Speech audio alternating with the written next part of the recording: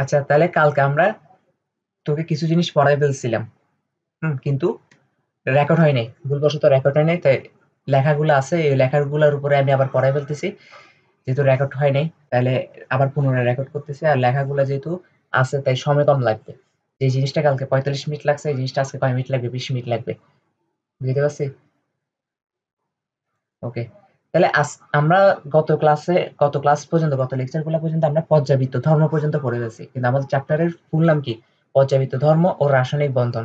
তাহলে পর্যাবৃত্ত ধর্মের পর নেক্সট যে টপিকটা আসছে সেটা হচ্ছে রাসায়নিক বন্ধন, তাই না? তাহলে আজকে থেকে হচ্ছে রাসায়নিক বন্ধনের পাঠ শুরু, মানে এই চ্যাপ্টারের 50% আমরা গত লেকচার পর্যন্ত শেষ করছি, এখন বাকি 50% বাকি আছে। তবে ভয় পাওয়ার এটা রিজন নাই যে, এটা ভাবিস না যে এর আগে 50% শেষ করতে যতটা লেকচার লাগছে, এই 50% শেষ করতে অতটা লেকচার লাগবে। হুম। এই 50% শেষ করতে এতটা লেকচার লাগবে না, কম লেকচার লাগবে। আজকে আজকে ক্লাস নেওয়া আর কালকে ক্লাস নিলে মোটামুটি শেষ হয়ে যাবে। হ্যাঁ। তারপর হচ্ছে সমকালীন টপিকে চলে যাবে। সমকালীন টপিকের উপর ফুল ভিডিও আমার অলরেডি রেকর্ড করা আছে, ওগুলো তোকে দিয়ে দিব। হুম। দুইটা। সমকালীনের উপর দুইটা ক্লাস, 1.5 ঘন্টা 1.5 ঘন্টা। ওই দুইটা ক্লাস তোকে দিয়ে দিব, কারণ ওগুলা তুই করে ফেলবি। তাহলে চ্যাপ্টার শেষ কাল, তার মানে বলতে গেলে কালকে লাস্ট ক্লাস নিব। হ্যাঁ। এই চ্যাপ্টারের উপর। তাহলে আমাদের আজকে থেকে রাসায়নিক বন্ধন শুরু। তো এই রাসায়নিক বন্ধন টপিকটাকে আমি দুই ভাগে ভাগ করছি, একটা হচ্ছে আন্তঃপারমাণবিক আকর্ষণ বল, আর একটা হচ্ছে আণবিক আকর্ষণ বল। নাম শুনে বোঝা যাচ্ছে পারমাণবিক আকর্ষণ বল। আকর্ষণ বল বলতে এই ধরনের বলের ভিতর যা থাকবে, এই ধরনের আকর্ষণ বলের ভিতর যা থাকবে দুইটা পরমাণুর ভিতর। আন্ত আন্ত মানে দুইটা, দুইটা ভিন্ন পরমাণুর মধ্যে যে আকর্ষণ বলটা কাজ করবে। ওকে। আর আণবিক আকর্ষণ বল মানে কি? আণবিক আকর্ষণ বল মানে হচ্ছে যে দুইটা ভিন্ন অণুর মধ্যে যে আকর্ষণ বল কাজ করবে। তো আন্তঃপারমাণবিক আকর্ষণ বলের মধ্যে তিনটা আছে, যেমন আয়নিক বন্ধন। আয়নিক বন্ধন কি? যেমন সোডিয়াম ক্লোরাইড, এখানে সোডিয়াম একটা পরমাণু, ক্লোরিন একটা পরমাণু। তার মানে সোডিয়াম ক্লোরাইড দুইটা ভিন্ন পরমাণুর মধ্যে এই বন্ধনটা হচ্ছে না, দুইটা ভিন্ন পরমাণুর মধ্যে এই আকর্ষণ বল কাজ করতেছে না। তাহলে এটা হচ্ছে আন্তঃপারমাণবিক আকর্ষণ বলের মধ্যে পড়ছে। সমযোজী বন্ধন। সমযোজী বন্ধন হচ্ছে দুইটা ভিন্ন পরমাণু অষ্টপূর্ণের জন্য শেয়ার করে, ইলেকট্রন শেয়ার করে। তাহলে দুইটা ভিন্ন পরমাণু আছে না এখানে? আবার দেখ, এটাও একটা ক্লোরিন, এটাও একটা ক্লোরিন, এই দুইটা কিন্তু ভিন্নই পরমাণু। এটা এটা একটা আলাদা ক্লোরিন পরমাণু, এটা একটা আলাদা ক্লোরিন পরমাণু। এটাকে আমরা ভিন্ন পরমাণু বলতেছি। এটাকে আমরা ভাবছি যে আমরা একই পরমাণু বলবো। ওকে। তাহলে ক্লোরিন ইয়াটা বুঝতে পারলাম, যেটা ভিন্ন পরমাণুর মধ্যে যে আকর্ষণ বলের কারণে যে বন্ধনটা সৃষ্টি হয়। হ্যাঁ। তো সমযোজী বন্ধনের মধ্যে একটা পার্ট পাওয়া যায়, সন্নিবেশ সমযোজী বন্ধন। হুম। সন্নিবেশ সমযোজী বন্ধন সমযোজী বন্ধনেরই একটা পার্ট। আজকে আমরা এই বন্ধনগুলো নিয়ে ডিটেলস পড়বো। আরেকটা হচ্ছে ধাতব বন্ধন। ধাতব বন্ধনে কি? পরমাণুর ভিতর হয়, সেই জন্য এগুলো হচ্ছে আন্তঃপারমাণবিক আকর্ষণ বল। আর আন্তঃআণবিক আকর্ষণ বল হচ্ছে দুইটা অণুর মধ্যে হবে, দুইটা অণুর ভিতর হবে। এই দুইটা কেমন? ভ্যান্ডার ওয়ালস বল, হাইড্রোজেন বন্ধন। দুইটা অণুর মধ্যে বলতে কেমন? যেমন ক্লোরিন 2 Cl2, এটা একটা অণু না? কারণ এখানে দুইটা পরমাণু মিলে একটা অণু হয়েছে Cl2, এটা আরেকটা Cl2। এই দুইটা অণুর মধ্যে যে আকর্ষণ বল কাজ করবে এগুলাকে বলতেছে আমরা আন্তঃআণবিক আকর্ষণ বল। মানে দুইটা অণুর মধ্যে, এটা একটা অণু, এটা একটা অণু। শুধু ক্লোরিন ক্লোরিন যে হবে এমন না। যেমন আমি বলি হাইড্রোজেন ফ্লোরাইড। হাইড্রোজেন ফ্লোরাইড একটা অণু, H2O আরেকটা আরেকটা অণু। এই যে এ অণু, এ অণু দুইটা ভিন্ন অণুর ভিতর যে আকর্ষণ বল কাজ করবে, ওই আকর্ষণ বলের কারণে যে বন্ধনগুলো সৃষ্টি হবে এগুলাকে বলবো আমরা আন্তঃআণবিক আকর্ষণ বন্ধন। বলের কারণে যে বন্ধন সৃষ্টি হচ্ছে, এই আণবিক আকর্ষণ বলের কারণে যে বন্ধনগুলো সৃষ্টি হয় এগুলো হচ্ছে দুই প্রকার। একটা হচ্ছে ভ্যান ডের ওয়ালস বলগুলা এই কারণে হয়, আর একটা হচ্ছে হাইড্রোজেন বন্ধন। বুঝতে পারছি? আমরা আজকে এই বন্ধনগুলো ডিটেলসে পড়বো। হুম। তার মানে এই স্লাইডটা দ্বারা আমরা কি শিখছি? এই স্লাইডটা দ্বারা আমরা কি শিখছি বলতো? এই স্লাইডটা আমরা যা শিখছি যে, আমরা শিখছি যে আয়নিক বন্ধন, সমযোজী বন্ধন, ধাতব বন্ধন, এই তিনটা হচ্ছে যে দুইটা পরমাণুর ভিতর হয়। আর ভ্যান ডের ওয়ালস বস হাইড্রোজেন বন্ধন, এই দুইটা বন্ধন হচ্ছে দুইটা অণুর ভিতর হয়। এটা অণু আর পরমাণু কিন্তু সেম না, জানোস তো? তাহলে এখন হচ্ছে আমরা প্রথম যে বন্ধনটা সেটা হচ্ছে আয়নিক বন্ধন, যেটা আমরা ক্লাস 9-10 থেকে পড়ে আসতেছি, ছোটবেলা থেকে পড়ে আসতেছি। ইভেন আমরা যখন নতুন নতুন মাত্র কেমিস্ট্রি বই পাইছিলাম, হ্যাঁ, আমরা যখন শিশু ছিলাম, আমাদের শিশু থাকাকালীন আমাদের মুখের উপর যে একটা রসা রসমূলক একটা বই ছুড়ে মেরেছে। হ্যাঁ। কর্তৃপক্ষ যে একটা রসমূলক বই ছুড়ে মেরেছে, এই রসমূলক বইয়ের প্রথম যে বন্ধনটার কথা আমরা পড়ছিলাম, এটা কি আয়নিক বন্ধন ছিল। তাই না? আয়নিক বন্ধন কার মধ্যে হয়? ধাতু আর অধাতুর মধ্যে হয়। আশা করি এখন 9 10 পার করার পর আমাকে কখনো জিজ্ঞেস করবে না ধাতু কোনগুলা অধাতু কোনগুলা। আর ধাতু কোনগুলা অধাতু কোনগুলা এগুলো আমরা লেকচারের এই চ্যাপ্টার শুরুতে পড়ে আসছি, একদম বেসিক থেকে পড়াইছি। ধাতু হচ্ছে গ্রুপ 1 আর 2 এর মৌলগুলা, বেশি হলে গ্রুপ 3 পর্যন্ত যাবে। গ্রুপ 3 মৌলগুলা 1 থেকে 3 পর্যন্ত মৌলগুলো হচ্ছে কি ধাতু। আর গ্রুপ 13 থেকে গ্রুপ 18 পর্যন্ত যে মৌলগুলো আছে ওগুলো হচ্ছে কি অধাতু। হুম। আর ধাতু আর অধাতু কেমনে চিন্তা করবো? ধাতু সবসময় ইলেকট্রন ত্যাগের মাধ্যমে অষ্টক পূর্ণ করে, আর অধাতু সবসময় ইলেকট্রন গ্রহণের মাধ্যমে অষ্টক পূর্ণ করে। হুম। ধাতুর হচ্ছে যে বেশি হলে 1 থেকে 3 টা ইলেকট্রন ছাড়লে ওর অষ্টক পূর্ণ হয়ে যাচ্ছে শেষ কক্ষপথে। আর অধাতুর হচ্ছে বেশি হলে 1 থেকে 3 টা ইলেকট্রন গ্রহণ করলে ও অষ্টক পূর্ণ হয়ে যাচ্ছে। হ্যাঁ, তাহলে আমরা একদম কমন একটা এক্সাম্পল নিই। একদম কমন একটা এক্সাম্পল। কোন এক্সাম্পল দেখি বলতো? Sodium chloride. আমাদের দৈনন্দিন জীবনে যে লবণটা খাই সোডিয়াম ক্লোরাইড। সোডিয়াম ক্লোরাইড কিন্তু আয়নিক বন্ধন। এখানে সোডিয়াম একটা পরমাণু। সোডিয়াম কি করে? সোডিয়াম ধাতু না? গ্রুপ 1 এর না সোডিয়াম? তো সোডিয়াম কি করে? একটা ইলেকট্রন দিয়ে দেয়। একটা ইলেকট্রন দিয়ে দিচ্ছে বলে এখানে মাইনাস, মানে একটা ইলেকট্রন বাদ যাচ্ছে সোডিয়াম থেকে। তাহলে একটা ইলেকট্রন যদি সোডিয়াম থেকে বাদ যায়, একটা পজিটিভ চার্জ বেশি আসছে না সোডিয়াম এখন? তাহলে সোডিয়াম প্লাস। কারণ সোডিয়ামে 11টা ইলেকট্রন 11টা প্রোটন, তার মানে একটা ইলেকট্রন যদি দিয়ে দেয় তাহলে এখন 10টা ইলেকট্রন, কিন্তু প্রোটন তো 11টাই আছে, তার মানে একটা পজিটিভ চার্জ এখনো বেশি আছে, সেজন্য সোডিয়াম প্লাস। হ্যাঁ। আর ক্লোরিন কি করছে? ক্লোরিন হচ্ছে সোডিয়াম যে ইলেকট্রনটা ছাড়ছে এই ইলেকট্রনটা গ্রহণ করছে, সেজন্য প্লাস, এখানে হবে প্লাস। এই প্লাস মাইনাসে কখনো গুলাবি না। এখানে আমি গুলাই ফেলতাম। আমি ভাবতাম যে মাইনাস মানে কি, মাইনাস মানে হচ্ছে সোডিয়াম ইলেকট্রন এসে এখানে যুক্ত হচ্ছে না। হ্যাঁ, মাইনাস মানে কি সোডিয়াম, সোডিয়াম থেকে একটা ইলেকট্রন বাদ যাচ্ছে। প্লাস প্লাস প্লাস মানে কি ক্লোরিনের একটা ইলেকট্রন এসে যুক্ত হচ্ছে, যুক্ত হওয়ার পর একটা ইলেকট্রন এসে যদি ক্লোরিন যুক্ত হয় তাহলে ক্লোরিন মাইনাস হয়ে যাবে না, কারণ একটা বাড়তি ইলেকট্রন যুক্ত হয়েছে, সিএল মাইনাস। আর এখানে সোডিয়াম প্লাস সিএল মাইনাস যে সৃষ্টি হইলো, এই প্লাস মাইনাস সৃষ্টি হওয়ার কারণে আমি কি বলছিলাম, দুনিয়া সব পজিটিভ নেগেটিভ একে অপরকে আকর্ষণ করে। হুম। দুনিয়া সব পজিটিভ নেগেটিভ একে অপরকে আকর্ষণ করে, তাহলে সোডিয়াম প্লাস আর ক্লোরিন মাইনাসের মধ্যে একটা আকর্ষণ বল কাজ করবে না? পজিটিভ নেগেটিভের মধ্যে। তা আকর্ষণ বলের কাজ করার কারণে সোডিয়াম প্লাস আর ক্লোরিন মাইনাসটা একসাথে লেগে থাকবে, কাছাকাছি লেগে থাকবে। এই কাছাকাছি লেগে থেকে এরকম সোডিয়াম ক্লোরাইড অণুটা তৈরি করবে। এটা হচ্ছে আয়নিক বন্ধন। আয়নিক বন্ধন, আয়নিক বন্ধনে তার মানে আমরা একটা জিনিস বুঝতে পারছি যে ইলেকট্রন আদান প্রদানের মাধ্যমে হয়। ধাতু ইলেকট্রন ত্যাগ করে ফেলে, অধাতু ইলেকট্রন গ্রহণ করে ফেলে। ধাতু যে ইলেকট্রনটা ত্যাগ করছে অধাতু সে ওই ইলেকট্রনটাই গ্রহণ করে। এই ধাতু ইলেকট্রন ত্যাগ করার কারণ ধাতু পজিটিভ চার্জ ক্যাটায়নে পরিণত হয়। আর অধাতু ইলেকট্রনটা গ্রহণ করার কারণে ঋণাত্মক চার্জ অ্যানায়নে পরিণত হয়। আর ক্যাটায়ন আর অ্যানায়নের মধ্যে আকর্ষণ বলের কারণে ওরা একে অপরের সাথে লেগে থাকে, ফলে একটা যৌগ সৃষ্টি হয় বা অণু সৃষ্টি হয়। জিনিসটা বুঝতে পারছি কিনা আমাকে একটু বল। আচ্ছা, তাহলে গঠনের সত্য, তাই মানে আয়নিক বন্ধন গঠনের সত্য এগুলো আসে পরীক্ষায়। সেটা হচ্ছে আমি তোকে কত লেকচার গুলোতে আয়নীকরণ শক্তি, তারপর হচ্ছে ইলেকট্রন আসক্তি, এগুলো বুঝাই দিয়ে আসছি।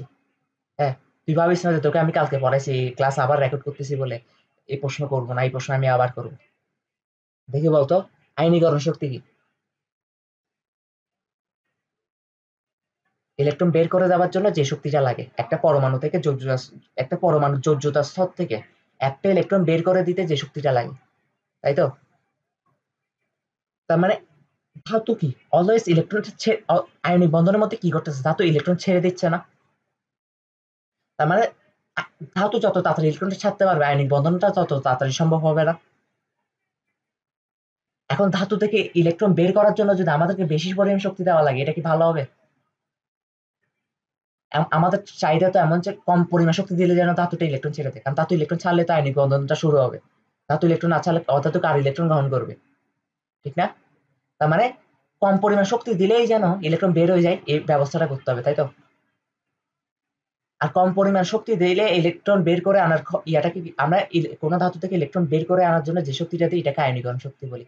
আর কম পরিমাণ শক্তি দিয়ে বের করে আনতে পারলে এটা নিম্ন আয়নীকরণ শক্তি বলবো না, মানে নিম্ন আয়নীকরণ শক্তি দিলে এটা ইলেকট্রনটা বের হয়ে যাচ্ছে। তার মানে গঠনের শক্তি কি? ধাতুর নিম্ন আয়নীকরণ শক্তি থাকা লাগবে, মানে একটু শক্তি পাইলেই যেন সে ইলেকট্রনটা ছেড়ে দেয়। হম। আর ছোটবেলায় একটা কথা বলে আসছি, পরে পরে আসছি যে সোডিয়াম একটা ইলেকট্রন দিয়ে দেয়, ক্লোরিন একটা ইলেকট্রন গ্রহণ করে ফেলে। কেন ভাই? সোডিয়াম থেকে বেড়ে মাসে সোডিয়াম ইলেকট্রন দিবে?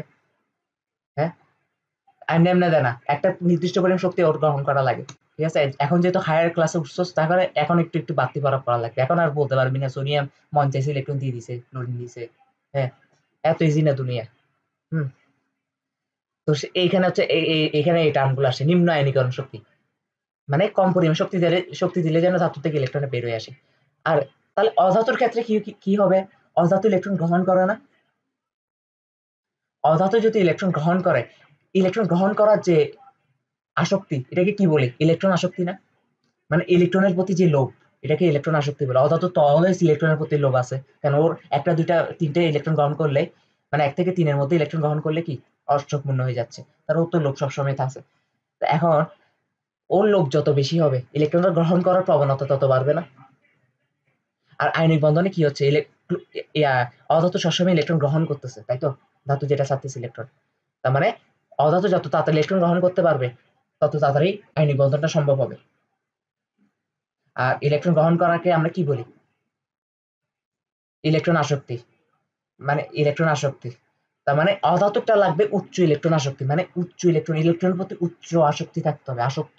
লোভ, লোভ না থাকলে সে গ্রহণ করবে কেন? তাহলে 2টা পয়েন্ট বুঝাই দিতে পারছি। 3 নাম্বারটা হচ্ছে গঠিত যৌগের উচ্চ ল্যাটিস শক্তি। ল্যাটিস মানে কি আমি গত ক্লাসে বুঝাইছিলাম, কারণ তোকে সেম ক্লাসে পড়াচ্ছি। দেখি বলতো ল্যাটিস মানে কি? হুম, হ্যাঁ হ্যাঁ, আচ্ছা, হ্যাঁ হ্যাঁ, হ্যাঁ হ্যাঁ, আচ্ছা, আমরা এগুলো ধরে অনেকগুলো লবণ, আমাদের বাসার লবণ, অনেকগুলো লবণ, এই অনেকগুলো লবণ, লবণ না এগুলা? এই যে লবণ, এখান থেকে আমরা শুধু একটা লবণের ক্রিস্টাল নিলাম, একটা লবণের দানা নিলাম, ধর এটা। এই লবণের দানাটাকে একটু জুম ইন করে দেখতেছি। কি দিয়ে দেখতেছি? জুম ইন করে। আমরা কি একটা লবণের দানাকে কখনো সোডিয়াম ক্লোরাইড বলবো? একটা লবণের মধ্যে অনেকগুলো সোডিয়াম ক্লোরাইড আছে। কিভাবে আছে একটু দেখি। হ্যাঁ, কিভাবে আছে? সোডিয়াম প্লাস ক্লোরিন মাইনাস, এভাবে আছে। সোডিয়াম প্লাস ক্লোরিন মাইনাস, আবার এখানে ক্লোরিন মাইনাস, এখানে সোডিয়াম প্লাস, মানে অলওয়েজ পজিটিভের সাথে নেগেটিভ গুলা পাশাপাশি উপর নিচে বসবে। হুম, ক্লোরিন মাইনাস, সোডিয়াম প্লাস, তারপর হচ্ছে যে কি কি বলবো আমি আর, আচ্ছা সরি, হ্যাঁ, সোডিয়াম প্লাস, মাঝে মাঝে একটু জোন আউট হয়ে যায়, কি জানি। ওই, তাহলে আমি আর দেখাচ্ছি না, এরকম অসংখ্য অসংখ্য ion, cation ion, sodium cation আর ক্লোরিন আয়ন মিলে ল্যাটিস তৈরি করতেছে। এই ফুল স্ট্রাকচারটাকে আমরা কি বলবো? এই একটা দানার ভিতর যে ওরা এভাবে আছে, এভাবে পজিটিভ না আর নেগেটিভ গুলো যে পাশাপাশি আর উপর নিচে আছে, এটাকে আমরা কি বলবো? এটাকে বলবো ল্যাটিস। এর ফুল স্ট্রাকচারটাকে ল্যাটিস বলবো। আর এই যে পজিটিভ আর নেগেটিভ, এই যে পজিটিভ নেগেটিভ, এই পুরা পুরা একটা দানার ভিতর যত পজিটিভ নেগেটিভ একসাথে লেগে আছে আকর্ষণ বলের কারণে, হ্যাঁ, পুরো টোটাল আকর্ষণ বলটাকে আমরা কি বলবো? ল্যাটিস শক্তি। ঠিক আছে? আজকে মনে হয় একটু বেটার ভাবে বুঝাতে পারছি, ঠিক না? কারণ সোডিয়াম প্লাস আর সিএল মাইনাসের মধ্যে একটা আকর্ষণ বল কাজ করতেছে, আবার এ সোডিয়াম প্লাস আর এসিএল মাইনাসের মধ্যে একটা আকর্ষণ বল কাজ করতেছে, আবার এ সোডিয়াম প্লাস আর সিএল মাইনাস, এ সোডিয়াম প্লাস এসিএল মাইনাস, মানে দুনিয়ার সব পজিটিভ নেগেটিভ মধ্যে total total total summation of এখানে যে আকর্ষণ বলটা আছে, এটাকে আমরা বলবো ল্যাটিস শক্তি, মানে একে অপরের সাথে লেগে থাকার যে মোট শক্তিটা। আর একে অপরের সাথে এই ল্যাটিস শক্তি থাকার কারণে এইরকম একটা স্ট্রাকচারে আকারে ওরা ল্যাটিস তৈরি তৈরি করছে। হ্যাঁ, তার মানে গঠিত যুগের উচ্চ ল্যাটিস শক্তি রাখা থাকবে। উচ্চ ল্যাটিস শক্তি মানে কি? সহজে এটা ভাঙবে না। সহজে যদি এই স্ট্রাকচারটা ভেঙে যাইতো, এটা কি দানা আকারে থাকতে পারতো, ক্রিস্টাল আকারে থাকতে পারতো? এটা পানি তরলে যেত না, দূরে দূরে চলে যেত না? তাহলে এটা যেহেতু কঠিন পদার্থ, তার মানে কাছাকাছি থাকার জন্য এখানে কি থাকা লাগবে? উচ্চ ল্যাটিস শক্তি। ল্যাটিস শক্তি মানে কি? এখানে টোটাল যে আকর্ষণ বল কাজ করতেছে ক্যাটায়ন আর অ্যানায়ন গুলোর মাঝে, এটা উচ্চ থাকলে না ওরা একে অপরের সাথে লেগে থাকবে। বুঝতে পারছি? আচ্ছা, এখন আমাদেরকে আরেকটা টার্ম পড়তে হবে, সেটা হচ্ছে আইসোমরফিজম। কি পড়তে হবে? আইসোমরফিজম। আইসোমরফিজম জিনিসটা কি? দুইটি যোগের আমি আবারও বলছি, দুইটা যোগ হইতে হবে, যোগ। হ্যাঁ, যোগের মধ্যে দুটি যোগের ক্রিস্টালের গঠনটা যদি একই হয়, তাদেরকে আইসোমর বা সমরূপ বলে। এই ঘটনাটাকে বলা হয় আইসোমরফিজম। মানে দুইটা যোগের ক্রিস্টালের গঠনটা যদি একই রূপ হয়, তখন এটাকে আমরা কি বলবো? এরা একে অপরের আইসোমর বা সমরূপ। হ্যাঁ, আর এই ঘটনাটাকে কি বলবো? এই ঘটনাটাকে বলবো আইসোমরফিজম। বুঝতে পারছি? আর সমরূপ যৌগ হলে এদের যোজ্যতা, ইলেকট্রন বিন্যাস একই টাইপের হয়। সমরূপ যৌগ হলে এদের যোজ্যতা, ইলেকট্রন বিন্যাস একই টাইপের হয়। আর আইসোমরফিজম টপিকটা হচ্ছে আয়নিক বন্ধনের মধ্যে পড়ে। ওকে, আয়নিক বন্ধনের মধ্যে পড়ে। তাইলে আমি এখানে শুধু দুইটা দুইটা এক্সাম্পল দিচ্ছি, মানে দুইটা এক্সাম্পল বলতে যেমন ম্যাগনেসিয়াম অক্সাইড আর সোডিয়াম ফ্লোরাইড, এরা একে অপরের সমরূপ বা আইসোমরফ। কেন? কারণ ওদের ম্যাগনেসিয়াম অক্সাইড একটা যৌগ, সোডিয়াম ফ্লোরাইড একটা যৌগ। এই যৌগের বিজ্ঞানীর পরীক্ষা করে দেখছে এই দুটা যৌগের ক্রিস্টালের গঠনটা একই রকম। ওকে, ক্রিস্টালের গঠনটা যেহেতু একই রকম, সেই জন্য এদেরকে বলতেছে একে অপরের আইসোমর। এখন তুই বলতে পারো তাহলে কি দুনিয়ার সব আয়নিক বন্ধনে যারা আবদ্ধ সবাই কি আইসোমর? না, কারণ সবার ক্রিস্টালের গঠন একই না। হুম, সবার ক্রিস্টালের গঠন একই। এই কথাটা কেন আসছে আমি তোকে বলি। সমরূপ যৌগ হলে একটা কন্ডিশন দিয়ে দিচ্ছে, বলছে সমরূপ যৌগ হলে এদের যোজ্যতা ইলেকট্রন বিন্যাস একই টাইপের হবে। ম্যাগনেসিয়াম অক্সাইডের মধ্যে ম্যাগনেসিয়াম কি আকার আছে? ম্যাগনেসিয়াম 2+ আকারে, আর অক্সিজেন আছে 2- আকারে, তাই না? তুই ম্যাগনেসিয়াম 2+ আর সোডিয়াম ফ্লোরাইডে দেখ, সোডিয়াম আছে প্লাস আকারে, ফ্লোরিন আছে ফ্লোরিন মাইনাস আকারে। এখন তুই ম্যাগনেসিয়াম 2+ ইলেকট্রন বিন্যাস দেখ, অক্সিজেন 2- ইলেকট্রন বিন্যাস দেখ, কিংবা সোডিয়াম প্লাস ইলেকট্রন বিন্যাস দেখ, কিংবা ফ্লোরিন মাইনাস ইলেকট্রন বিন্যাস দেখ, চারটার ইলেকট্রন বিন্যাস সেমই আসবে। কেন বলতো? কারণ সবার এখন ম্যাগনেসিয়াম 2+ যেহেতু হয়ে গেছে, 2+ মানে কি দুটো ইলেকট্রন টিকে ফেলছে, তার মানে এখন ম্যাগনেসিয়ামের ইলেকট্রন আছে 10টা। অক্সিজেন দুইটা ইলেকট্রন গ্রহণ করছে, তাহলে এখন অক্সিজেন ইলেকট্রন আছে কয়টা? 10টা। সোডিয়াম একটা ইলেকট্রন দিয়ে গেছে, তাহলে সোডিয়াম এখন ইলেকট্রন আছে কয়টা? 10টা। হ্যাঁ, ফ্লোরিন একটা ইলেকট্রন গ্রহণ করছে, এখন ফ্লোরিনের ইলেকট্রন আছে কয়টা? 10টা। তার মানে এদের এদের সবার ইলেকট্রন বিন্যাস ইলেকট্রন বিন্যাস সেম আসবে না? তার মানে সমরূপ যৌগ হলে এদের যোজ্যতা ইলেকট্রন বিন্যাস একই হয়। হ্যাঁ, এখন তোর মনে প্রশ্ন রাখতে পারে তাহলে আইনিক বন্ধনে যারা আবদ্ধ হয় ওদের সবারই তো যোজ্যস্তরে ইলেকট্রন বিন্যাস সেম আসার কথা, কারণ আলটিমেটলি সবাই তো অষ্টক পূর্ণের জন্য বন্ধনটা গঠন করে, তাই না?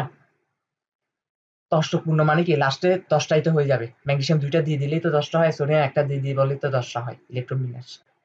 তাহলে সোডিয়াম ক্লোরাইড, আমি আমি যদি একটা এক্সাম্পল দিই, সোডিয়াম ফ্লোরাইড, কেন আমি সোডিয়াম ক্লোরাইড বলতে পারতাম না?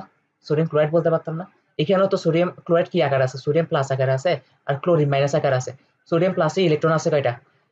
10টা। মানে শেষ কক্ষপথে 8টাই আছে, তাই তো? ক্লোরিন মাইনাসে শেষ কক্ষপথে কয়টা আছে? 8টা আছে না শেষ কক্ষপথে? এখন তাহলে সোডিয়াম ক্লোরাইড কি ম্যাগনেসিয়াম অক্সাইড সোডিয়াম ফ্লোরাইডের আইসোমর? না। শুধু কেন না? কারণ সোডিয়াম ক্লোরাইডের ক্রিস্টালের গঠনটা অন্যরকম। আমরা আইসোমর বলতে কি বুঝছি? ক্রিস্টালের গঠন একই হইতে হবে। তাহলে আইসোমরফের জন্য আমি শুধু একটা এক্সাম্পল দিছি, একটা এক্সাম্পল পড়লেই হবে, আর এটাই পরীক্ষায় লিখে দিয়ে আসতে হবে। সহজ না কঠিন? হ্যাঁ,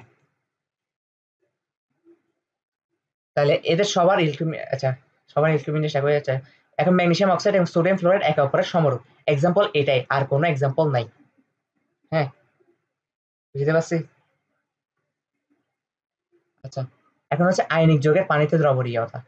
এটা তো আমরা একদম ছোটবেলা থেকে করে আসতেছি, আমরা লবণ পানি খাই না, শরবত খাই না, লবণ পানিতে মিশাই না। তাহলে সোডিয়াম ক্লোরাইড একটা লবণ, তো সোডিয়াম ক্লোরাইড পানিতে মিশাচ্ছি প্রতিনিয়ত, তাহলে এটা একটা কি আয়নিক যৌগের পানিতে দ্রবণীয়তা আমাদের দৈনন্দিন জীবনে ঘটতেছে। কিন্তু তুমি যদি এই কথা ইন্টারে উঠে লিখে দাও, তোমার কত দিবে? 4-1 দিবে, 3-1 দিবে। হ্যাঁ, 1 দিবে, দয়া করে। হ্যাঁ, কিন্তু 3 তো দিবে না, ফুল নাম্বার দিবে না। তখন তুমি আবার আশীর্বাদ, আমি তো সব লিখে আসছি পরীক্ষায়, আমার তো ভুল কিছু হয় নাই, তাহলে নাম্বার কেন কম দিছে? কারণ কি লিখছো? তুই তো ইন্টারের লেভেল একস নাই, তাহলে কি করতে হবে? ইন্টারের লেভেল লিখতে হবে। হ্যাঁ, সোডিয়াম ক্লোরাইড আর পানি বিক্রিয়া করে। আমি একটা জিনিস অনেক আগে থেকে পড়াই আসতেছি কেমিস্ট্রিতে, শুরু থেকে, যে কোনো একটা যৌগ যখন পানিতে মিশানো হয় ওই যৌগটা যৌগ আকারে থাকে না। যৌগটা কি আকারে থাকে? যৌগটা আয়ন আকারে চলে যায়। এই যৌগটার ভিতর সোডিয়াম প্লাস আকারে ছিল, সিএল মাইনাস আকারে ছিল, এই দুটো আলাদা হয়ে সোডিয়াম প্লাস সিএল মাইনাস এরকম আকারে থাকবে পানির ভিতর। হ্যাঁ, এখন এই গঠনটা আসলে কিভাবে হয়? ধর আমরা লবণের দানা মিশাইছি, আমরা শুধু একটা লবণের দানার কথাই চিন্তা করতেছি, একটা লবণের দানা। ওই যে একটু আগে ক্রিস্টাল ক্রিস্টাল গঠন, ল্যাটিস গঠন করে দেখাইছি না একটা দানা থেকে? ধর এটা একটা দানা, এই দানার ভিতর সোডিয়াম ক্লোরাইড গুলো এইভাবে আছে। এটার সাথে আমরা কি করবো? পানির বিক্রিয়া দেবো। দেখতো পানিটাকে কি আমরা এভাবে লিখতে পারি কিনা? অক্সিজেন, হাইড্রোজেন এবার লিখতে পারি না? আর আমি কি বলছি তড়িৎ-ঋণাত্মকতার গত লেকচারে পড়া আসি, তড়িৎ-ঋণাত্মকতার জন্য এটা অক্সিজেনটা স্লাইটলি নেগেটিভ আর হাইড্রোজেনটা স্লাইটলি পজিটিভ হয়ে যায়। এখন যখন বিক্রিয়া করব, পানির পানির মধ্যে তো অসংখ্য H2O অণু আছে, অসংখ্য H2O অণু আছে না? কোটি কোটি H2O অণু। হ্যাঁ, পানির ঋণাত্মক অংশটা মানে অক্সিজেন অংশটা লবণের ধনাত্মক অংশগুলোকে জড়ায় ধরে। চারপাশ থেকে জড়ায় ধরে। যেমন সোডিয়াম প্লাসকে, এই একটা সোডিয়াম প্লাসকে চারপাশ থেকে পানির অক্সিজেন দানাগুলো, অক্সিজেন অংশটা জড়ায় ধরছে, কারণ পজিটিভ নেগেটিভ আকর্ষণ করবে। আর ক্লোরিন মাইনাসকে ঘিরে ধরবে কে? পানির পজিটিভ অংশটা না? মানে হাইড্রোজেন অংশটা না, এই হাইড্রোজেন অংশগুলো ঘিরে ধরছে। আমি শুধু 4টা দিতে গেছি, 4টা হবে এমন না, চারপাশে কোনো জায়গায় ফাঁকা রাখবে না, এবার ঘিরে ধরে। হ্যাঁ, এভাবে হচ্ছে যে পানিতে লবণের দানাগুলো কি দ্রবীভূত হয়ে যায়। বুঝতে পারছি?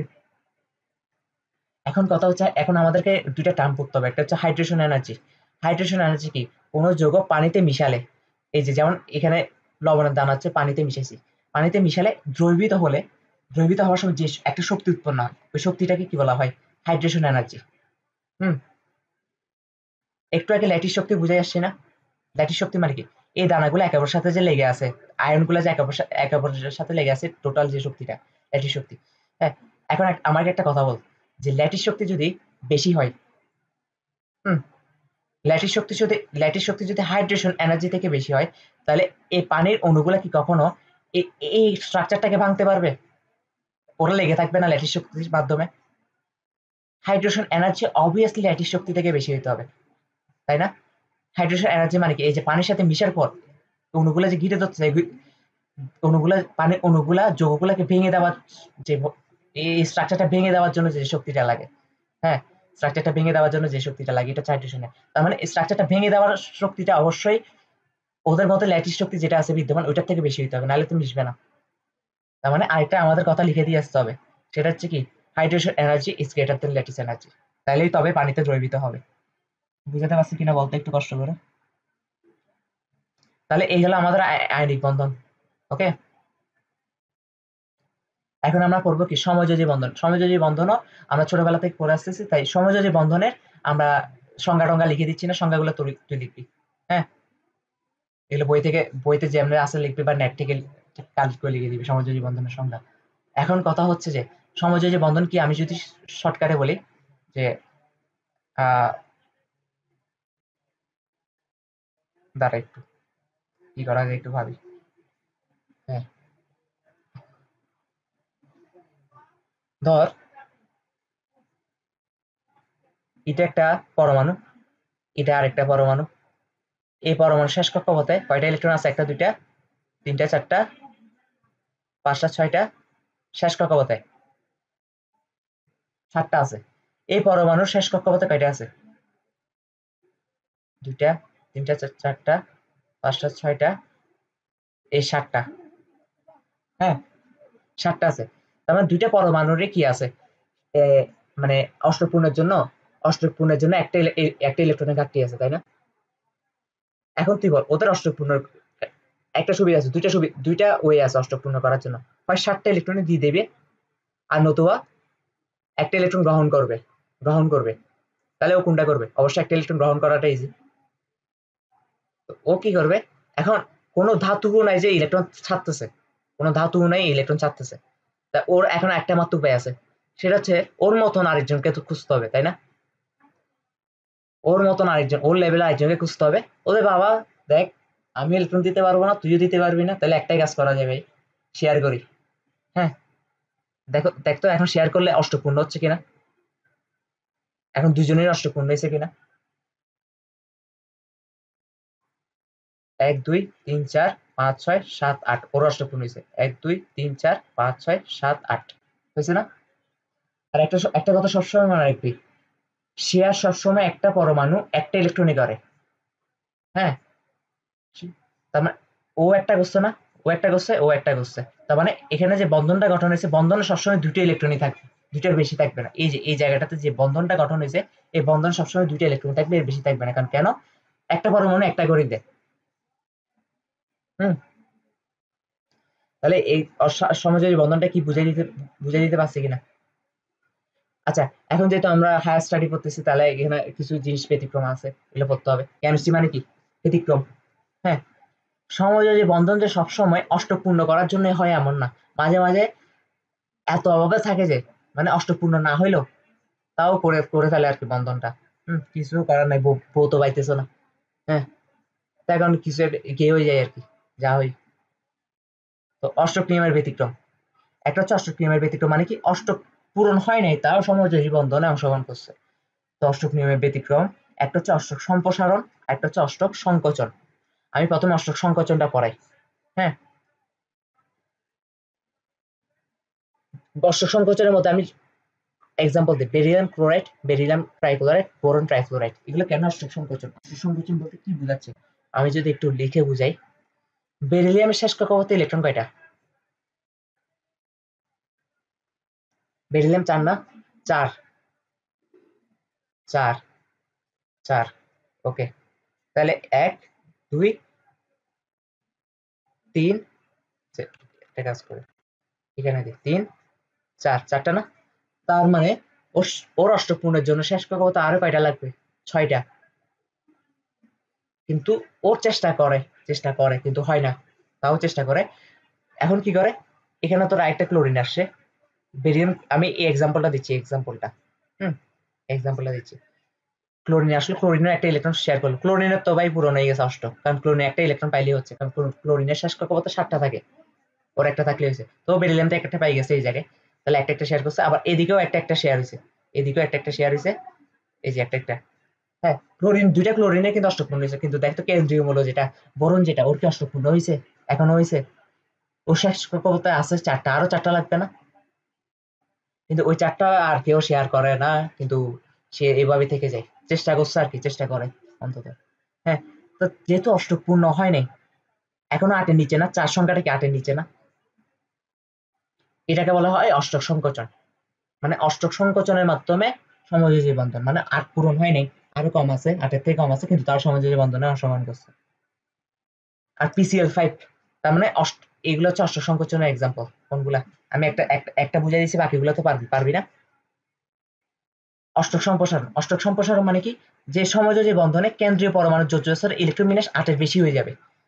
হ্যাঁ, সমযোজী বন্ধনটা মিলি ট্রাই করে যে 8টা হওয়ার জন্য, কিন্তু এখানে কি হয় যে মাঝে মাঝে অ্যাক্সিডেন্টলি 8টা হয় না, বা 8-এর বেশি হয়ে যায়, এটাকে বলা হয় অষ্টক সম্প্রসারণ। যেমন PCl5। ফসফরাসের শেষ কক্ষপথে ইলেকট্রন আছে 5টা। ফসফরাসের শেষ কক্ষপথে ইলেকট্রন আছে কয়টা? 5টা। এই যে 1টা, 2টা, 3টা, 4টা, 5টা। হ্যাঁ, শেষ কক্ষপথে, তার মানে ওর ইলেকট্রন আর লাগতেছে 3টা, তাই না? কিন্তু ও 3টা না করে ও মাঝে মাঝে 5টা ক্লোরিনের সাথে যুক্ত হয়ে যায়।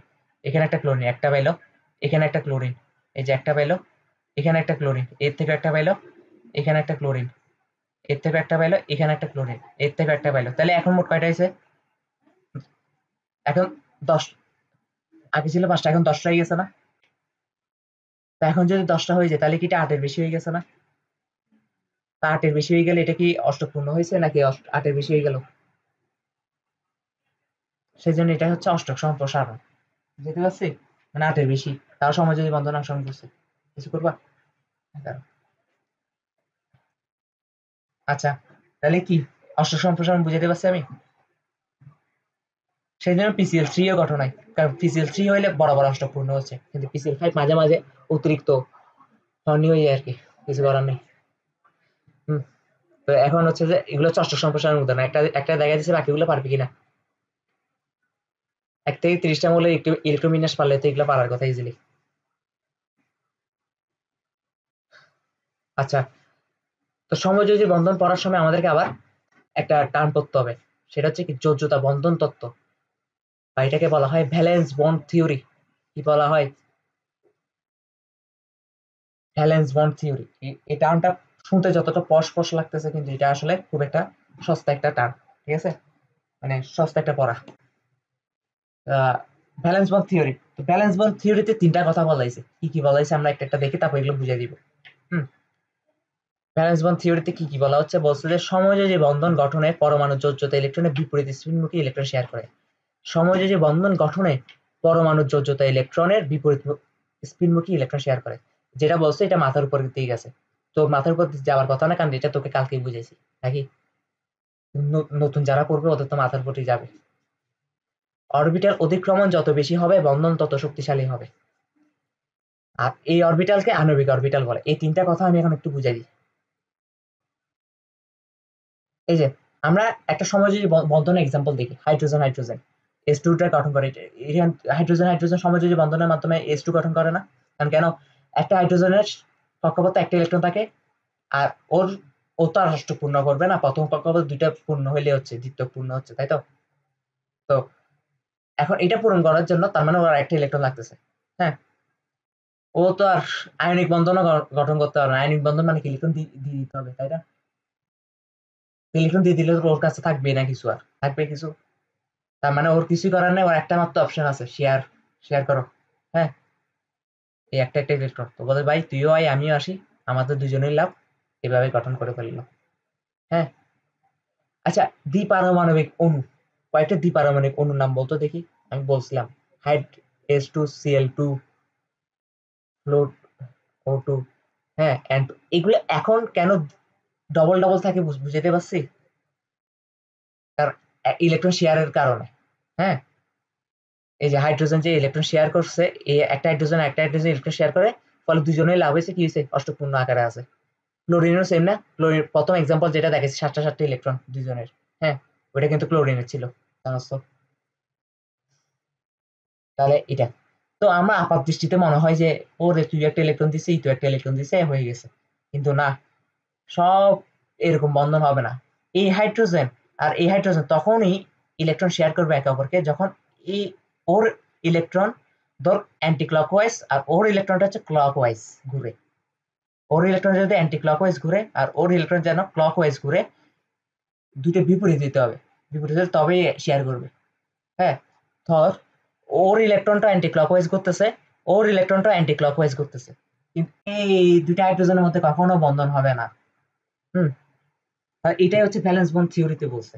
ভ্যালেন্স বন্ড থিওরিতে বলছে একটা হাইড্রোজেনের ইলেকট্রনের যদি এইমুখী স্পিন হয়, আরেকটা হাইড্রোজেনের ইলেকট্রনটার স্পিন কি বিপরীতমুখী হতে হবে। বুঝতে পারছি?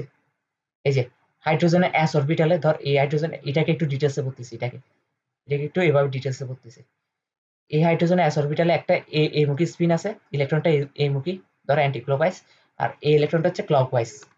হ্যাঁ, ওর ইলেকট্রনটা হচ্ছে ক্লকওয়াইজ। তবেই ওরা বন্ধন গঠন করলে এরকম একটা ক্লকওয়াইজ আর একটা অ্যান্টি ক্লকওয়াইজ থাকবে। বুঝতে পারছি? আর ওরা শুরুতে কি ছিল, ওরা শুরুতে ছিল পারমাণবিক অরবিটাল, এটা একটা পরমাণু, এটা একটা পরমাণু। তো একটা পরমাণু অরবিটালকে আমরা কি বলি, পারমাণবিক অরবিটাল। কিন্তু এখন দুইটা মিক্স হয়ে গেছে না, এটা একটা পরমাণু আর এটা একটা পরমাণু মিক্স হয়ে গেছে না? এখন ওভারঅল একটা স্ট্রাকচারকে আমরা আমাদেরকে গণনা করতে হবে না, এই স্ট্রাকচারটাকে গণনা করতে হবে না? স্ট্রাকচার দুটো পরমাণু আছে না, দুটো পরমাণু মিলে কি হয়, অণু হয় না? তার মানে এটাকে বলবো আমরা, এই স্ট্রাকচারটাকে বলবো আণবিক অরবিটাল। তার মানে আমি প্রথম আর থার্ডটা বুঝাই দিচ্ছি, সেকেন্ডটা বুঝাইতে হবে। হুম। তাহলে আমরা আরেকটা এক্সাম্পল দিই, ফ্লোরিন 2, F2। ফ্লোরিন কি, ইলেকট্রন বিন্যাস কি, 9 না? F9 না? 1s2 2s2 2p5, এটারও 1s2 2s2 2p5। এই 2p5 এর ইলেকট্রন বিন্যাসটা কেমন হবে? আমি এটা একটু আরেকবার দেখাইতে পারলে ভালো হয় না? বুঝি।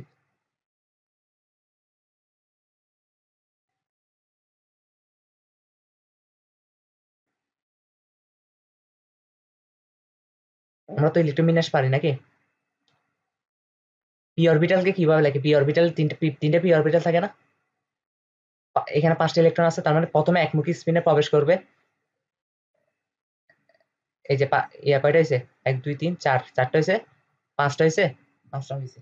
হুম। আর এখানেও কি হবে, এখানেও ইলেকট্রন বিন্যাসটা সেম হবে, প্রথমে একমুখী স্পিনে প্রবেশ করবে, 2 3 4 5। এটা কি ইলেকট্রন বিন্যাসটা কি সত্যি হয়েছে? সঠিক হয় নাই। কেন হয়নি? কারণ ভ্যালেন্স বন্ড থিওরি কি বলে, ভ্যালেন্স বন্ড থিওরি বলে যে এই ইলেকট্রনটাকে অবশ্যই এটার বিপরীত দিতে হবে, এটার বিপরীত হইতে হবে, এটার বিপরীত হবে, তখন হচ্ছে কি, এই যে এই দুজনের মধ্যে বন্ধনটা সম্ভব হবে। এটা হচ্ছে ব্যালেন্স বন্ড থিওরি। হ্যাঁ, তার মানে টপিকটা আশা করি বুঝতে পারছি। এখন হচ্ছে অরবিটাল অতিক্রমণ যত বেশি হবে, অরবিটাল অতিক্রম হচ্ছে আমরা নেক্সট লেকচারে করবো। তবে আমি হালকা করে বুঝিয়ে দিচ্ছি অরবিটাল অতিক্রম কেমন হবে। ধর এটা একটা এস অরবিটাল, এটা একটা এস অরবিটাল, এটা আর একটা এস অরবিটাল। এই দুইটা মিলে যাবে না, মানে বন্ধন গঠন করার সময় তো একটা আরেকটা গায়ের উপর যতটা ঝুঁকে পড়বে, যতটা ভিতরে ঢুকে পড়বে, একটা একটার ভিতর যতটা ঢুকতে পারবে, এটাকে বলে অতিক্রমণ। তো যত বেশি ভিতরে ঢুকবে, তার এদেরকে ছুটাতে তত বেশি কঠিন লাগবে না? তো এটা হচ্ছে অরবিটাল অতিক্রম। অরবিটাল অতিক্রমণ যত বেশি হবে, বন্ধন তত শক্তিশালী হবে। বুঝতে পারছি কিনা?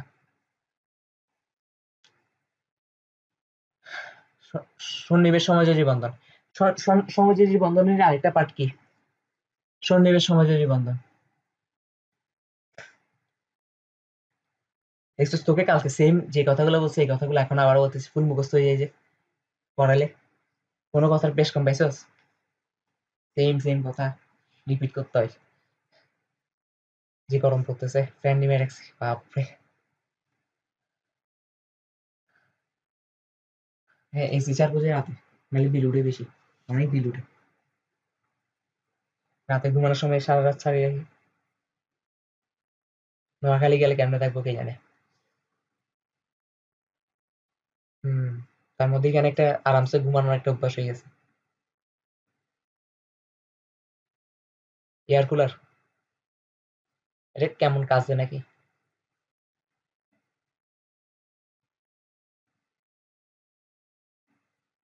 এটা কি ঘর ঠান্ডা করতে পারে? কত কত এটা?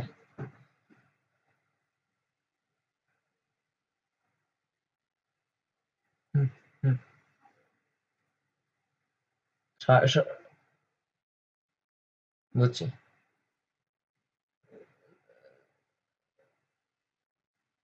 মানে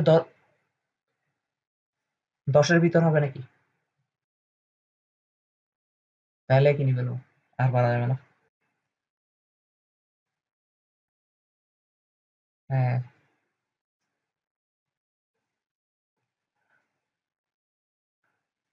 ওকে, তাহলে আমরা আবার আসি পড়া থাকে,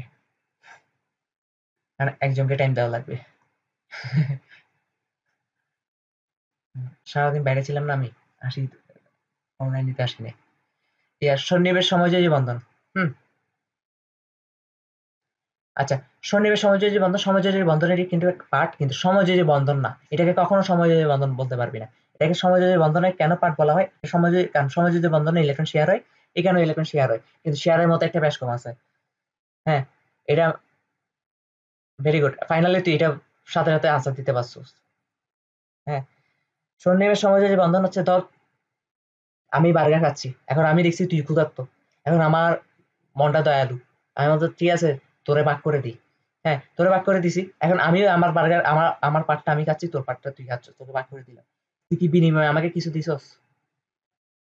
আমারে কিছু দেস নাই। এখানে শেয়ার শুধু কে করছে? আমিই করছি, তাই না? শুধু একজনই শেয়ার করছে, আরেকজন কিন্তু শেয়ার করে না, একজন কিন্তু ভোগ করছে। সমযোজী বন্ধনের ক্ষেত্রে কি হয়? দুইজনই শেয়ার করে ইলেকট্রন, কিন্তু সন্নিবেশে একজন শেয়ার করবে জাস্ট। হ্যাঁ, এখন একজন শেয়ার করতে গেলে ওর তো টাকা থাকা লাগবে, আমার তো নিজের টাকা থাকা লাগবে, আমার তো নিজের আগে অস্তিত্ব থাকা লাগবে, তাহলে না তোকে শেয়ার করতে পারবো। আমি যদি নিজেরই লুঙ্গি না থাকে, তোরে কি লুঙ্গি দিব? হুম। তো আমার এখন কাদের লুঙ্গি থাকে? কোন অনুগুলার লুঙ্গি থাকে আর কাদের থাকে না? হ্যাঁ, বড় লোকি ভাইবস কার? বড় লোকি ভাইবস মানে কি? আরে আমার তো আছে, পাশে গরিব আছে, তোরে কিছু দিই দিই না। হ্যাঁ, শেয়ার করি, আমার কাছে তো আছে, শেয়ার করলাম আর কি জাস্ট। এগুলো হচ্ছে যাদের মুক্ত জোড় ইলেকট্রন থাকে, যাদের মুক্ত জোড় ইলেকট্রন থাকে, যেমন অ্যামোনিয়া একটা বিশেষ উদাহরণ। সন্নিবেশ সমযোজী বন্ধনের মধ্যে অ্যামোনিয়া পানি এগুলো মাস্ট পাবি। হ্যাঁ, অ্যামোনিয়া একটা বিশেষ উদাহরণ। অ্যামোনিয়া কেমনে মুক্ত জোড় ইলেকট্রন আছে আমি তোকে বলি। মুক্ত জোড় ইলেকট্রন কারা? মুক্ত জোড় ইলেকট্রন হচ্ছে তুই।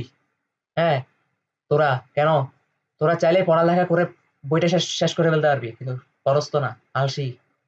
হ্যাঁ, এই যে তার পরীক্ষার টাইম আসলে পড়তে বসস, এই মুক্তজোড় ইলেকট্রন গুলো এরকম।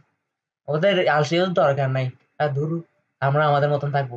হ্যাঁ, কিন্তু যখন দরকার পড়ে তখন হচ্ছে একটু ট্রাই মারি, দেখি কি হয়।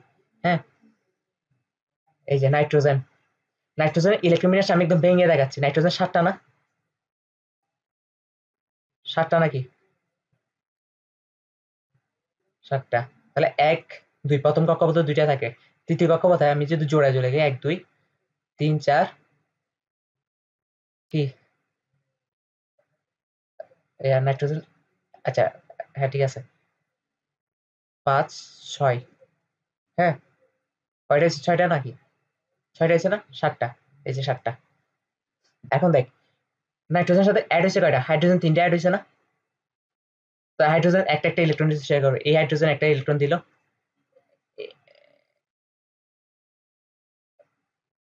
ও হ্যাঁ, আরে বলবি না, কি করতেছি আমি।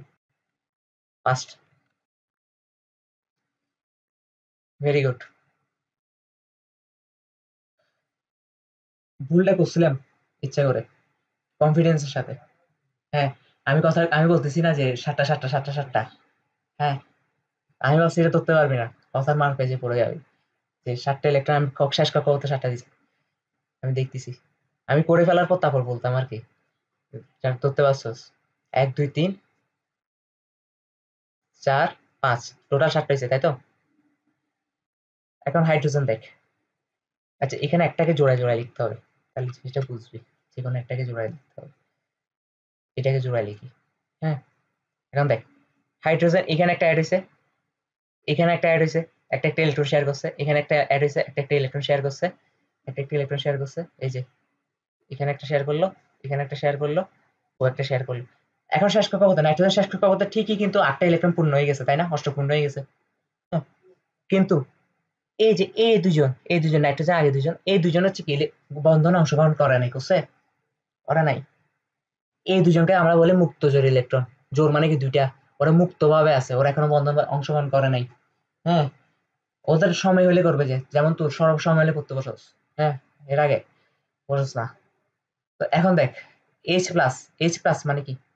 এইচ প্লাস মানে কি, হাইড্রোজেন নর্মালি দুইটা ইলেকট্রন থাকে তাই তো, দুইটা ইলেকট্রন থাকে। এইচ প্লাস মানে কি, সরি দুইটা ইলেকট্রন, এই যে হাইড্রোজেন কয়টা ইলেকট্রন থাকে, একটা ইলেকট্রন থাকে। হ্যাঁ, তাই একটা ইলেকট্রন, এইচ প্লাস মানে কি এখন একটা ইলেকট্রনও নাই, তাই না? তো ওর এখন ও তো অষ্ট পূর্ণ করবে না, ও দ্বিতীয় পূর্ণ করবে, তার মানে কি ওর দুইটা ইলেকট্রন লাগবে তাই তো। এই যে এই যে এইচ প্লাস কে, এই যে এইচ প্লাসটা আছে না, এইচ প্লাসটাকে এই অ্যামোনিয়া দেখে ফেলে বলে যে, এই মুক্তজোড় ইলেকট্রন গুলা বলে যে, আমরা তো এতদিন বসেইছিলাম, কোনো কাজে তা আসি নাই, এখন কারো কাজে এসে দেখি কি হয়। এই মুক্তজোড় ইলেকট্রন গুলা কি হয় দেখি বলতো। এই মুক্তজোড় ইলেকট্রন গুলা, এই যে এই মুক্তজোড়, এই যে জোড়ায় জোড়ায়, হ্যাঁ, ও কিন্তু, দাঁড়া, একটা কাজ করি, একদম তোর চোখের সামনে দেখে কি করতেছে সন্নিবেশ সমযোজী বন্ধনে। এখানে একটা এইচ প্লাস বসে আছে, কোথায়? এখানে একটা এইচ প্লাস বসে আছে। এইচ প্লাস মানে কি, ওর শেষ কক্ষ তার দুইটা ইলেকট্রন লাগতেছে তাই তো। এই অ্যামোনিয়া দেখে এই মুক্তজোড় ইলেকট্রন আছে না, এই মুক্তজোড় ইলেকট্রন আছে না, তাই এমনি বলে যে, এই নাইট্রোজেন বলে এদিকে এদিকে তুই এদিকে। হ্যাঁ, তুই একলা বসে আছিস কেন, আমার তো আরো দুইটা ইলেকট্রন আছে। হ্যাঁ, মুক্ত জোড়ায় জোড়ায় জোড়ায় আছে, ওদেরকে শেয়ার কর। হ্যাঁ, কিন্তু এমন না যে এই ভুল কখনো করবি না, এই ইলেকট্রন দুইটা ওকে দিয়ে দিছে, কখনোই দিবে না, এত দুনিয়াতে ইজি না, ধুমধাম দিয়ে দিবে। এই দুইটা যদি দিয়ে দেয়, তাহলে নাইট্রোজেনের কি আর অষ্টপূর্ণ থাকবে, দুইটা কমে যাবে না? হ্যাঁ, তাইলে এখন দেখ, এখন কি করে, এই যে ওকে বলে তুই এদিকে আয়, তুই তো একলা বসে আছো, দুইটা ইলেকট্রন আমারে বলবি না, এই যে নিয়ে ফেল, শেয়ার করছে। এখানে শেয়ারটা অনলি কি করছে, নাইট্রোজেন করছে না, হাইড্রোজেন কিছু দিছে ইতারে, হাইড্রোজেন কিছু কিছু দেয়নি, কোনো ইলেকট্রনই দেয়নি, কোনো ইলেকট্রন শেয়ার করে না। এটা হচ্ছে সন্নিবেশ সমযোজী বন্ধন। হ্যাঁ, যে একজন শেয়ার করবে, জাস্ট একজন। হুম, এখন জিতে শেয়ার করছে আর জিতে শেয়ার পাইছে, তোকে যে আমি বার্গারটা খাওয়াইছি তুই তো অস্বীকার করতে পারস, করতে পারস না? তুই তো আমার সামনে না স্বীকার করতেছ, একটু পরে তো অস্বীকার করতে পারস। হুম, করতেই পারস। তো এখন এই অস্বীকার যেন করতে না পারস, সেজন্য এখানে একটা টিক চিহ্ন দিয়ে দিতে হয়। এই যে সন্নিবেশ সমযোজী বন্ধন সবসময় এভাবে লেখে, এইভাবে একটা টিক চিহ্ন দিচ্ছে, টিক চিহ্নটা মানে কি, অ্যামোনিয়া থেকে ইলেকট্রন দুইটা হাইড্রোজেনের কাছে গেছে, হাইড্রোজেন থেকে আসে নাই কিছু। হ্যাঁ, অ্যামোনিয়া থেকে দুইটা ইলেকট্রন হাইড্রোজেনের কাছে শেয়ার হয়েছে, এটা প্রমাণ সহ লিখে দিতে হয়। বুঝতে পারছি? আর এইচ প্লাস সহ যুক্ত হয়ে এখন অ্যামোনিয়াম হবে না, NH4 হবে না, এটাকে আমরা কি বলি, অ্যামোনিয়াম বলি না? এটাকে বলে অ্যামোনিয়া, এটাকে বলে অ্যামোনিয়াম। তাহলে সন্নিবেশ সমযোজী বন্ধনটা কি বুঝাতে পারছি আমি? ওকে, তাহলে আর সংজ্ঞা টঙ্গা আমি লিখতেছি না, এগুলো বাচ্চাদের জিনিস, এগুলো তুই বই থেকে লিখে ফেলবি, সুন্দর করে নোট করবি আর কি। আর এতটুকু থাকলেই হচ্ছে। তাহলে আমরা আরেকটা উদাহরণ নিতে পারি, বোরন ট্রাইফ্লোরাইড। বোরন ট্রাইফ্লোরাইডের মধ্যে বোরন কি অষ্ট সম্প্রসারণের মধ্যে পড়তেছে নাকি অষ্ট সংকোচনে? দেখি তো, বোরন ট্রাইফ্লোরাইড এই যে অষ্ট সংকোচনের মধ্যে পড়তেছে। অষ্ট সংকোচন মানে কি, কেন্দ্রীয় পরমাণু 8-এর কম আছে এখনো তাই না, কেন্দ্রীয় পরমাণু 8-এর কম আছে। আর তার মানে নিশ্চয়ই দুইটা কম আছে, দুইটা কম ইলেকট্রন কম আছে। এই দুইটা ইলেকট্রন এমনই এমনই তো দয়ালু, ওই যে মুক্তজোড় ইলেকট্রন ওরা তো বসে আছে। হ্যাঁ, নাইট্রোজেন বলে যে, এই বোরন ট্রাইফ্লোরাইড এদিকে আয়, তুই একলা বসে আছিস কেন, তোর তার দুইটা ইলেকট্রন লাগবে। হ্যাঁ, আমার তো দুইটা ইলেকট্রন বেকার বসে আছে, এগুলো ইউজ কর, শেয়ার কর। এই যে ঠিকই, আবার শেয়ারটা কর। হ্যাঁ, বুঝতে পারছি? এখন বোরন ট্রাইফ্লোরাইড অস্বীকার করতে পারে, তাহলে চিহ্ন দিয়ে দেখাই দিতে হবে ইলেকট্রনটা শেয়ার হয়েছে কোথায়। চিহ্ন না দিলে টিচার জিরো বসায় দিবে, ডাইরেক্ট জিরো। তোর কি লিখছিস না লিখছিস আর কিছুই দেখবে না। হুম। এখন হচ্ছে ধাতব বন্ধন। ধাতব বন্ধন হচ্ছে আমাদের এত ডিটেলসে পড়া লাগবে না, যতটুকু বলবো ততটুকু। হ্যাঁ, ধর এখানে আমরা একটা সোডিয়াম পদার্থ নিয়েছি, সোডিয়ামের একটা পদার্থ নিয়েছি, এটা ফুল একটা সোডিয়ামের পদার্থ। এখন একটা সোডিয়াম পদার্থের ভিতর তো আর একটা সোডিয়াম থাকবে না, অনেকগুলো সোডিয়াম থাকবে না? তো অনেকগুলো সোডিয়াম থাকলে প্রতিটা সোডিয়াম ধরলাম প্রতিটা সোডিয়ামে একই কাজ করছে, ইলেকট্রন ছাড়ছে, একটা একটা ইলেকট্রন ছেড়ে দিছে। এই যে একটা একটা ইলেকট্রন ছেড়ে সোডিয়াম প্লাসে পরিণত হচ্ছে, ইলেকট্রন মাইনাস পরিণত হচ্ছে। এই যে সোডিয়াম প্লাস, এটা হচ্ছে সোডিয়াম প্লাসে পরিণত হচ্ছে, এটা হচ্ছে ওর ইলেকট্রনটা। এটা সোডিয়াম প্লাসে পরিণত হচ্ছে, এটা হচ্ছে ওর ইলেকট্রনটা। এটাও সোডিয়াম প্লাসে পরিণত হচ্ছে, এটা হচ্ছে ওর ইলেকট্রনটা। হ্যাঁ, ইলেকট্রন কেন আছে? অধাতু এসে ইলেকট্রন গ্রহণ করবে এই আশায়। হ্যাঁ, তার একটা বিয়ে হবে, কিন্তু তাকে কেউ বিয়ে করে না, বছরের পর বছর চলে যায়, তাকে কেউ বিয়ে করতে আসে না। অধাতু অধাতুর জায়গা থেকে যায়। কেন কেন? অধাতু অধাতু আবার সমযোজী বন্ধন গঠনের মাধ্যমে একটা ট্যাকটিক শিখে গেছে। হ্যাঁ, আমাদের ধাতু লাগবে না, আমরা তো এখন সমযোজী বন্ধনের মাধ্যমে শেয়ার করে করে থাকতে পারি নিজেরাই, তাই না? তখন ধাতু তো একলা হয়ে যায়। ইলেকট্রন গুলো যে ছাড়ছে কার জন্য ছাড়ছে? এই পদার্থের ভিতর এতগুলো সোডিয়াম যে ইলেকট্রন ছেড়ে দিল, এই যে ইলেকট্রন, এতগুলো ইলেকট্রন ছেড়ে দিচ্ছে, এগুলো ইলেকট্রন গুলো অনেকটা ভেসে ভেসে থাকবে না এখন? পদার্থটার ভিতর, পদার্থটাকে যদি দূর থেকে দেখো মনে হবে না ইলেকট্রন গুলো ভেসে আছে পদার্থটার ভিতর? ভেসে থাকে, এটাকে বলা হয় ইলেকট্রন সি বা ইলেকট্রন সাগর। হুম। আর এই ফুল স্ট্রাকচারটাকে বলা হয় পারমাণবিক শ্বাস। পারমাণবিক শ্বাস। ওকে, তাহলে এখন আমরা কি বলছিলাম, দুনিয়ার সব পজিটিভ নেগেটিভ একে অপরকে আকর্ষণ করে। তার মানে ওকে তো এই ইলেকট্রন তো নিতে কেউ আসতেছে না, আসতেছে কোনো অধাতু আসতেছে ইলেকট্রন নিতে?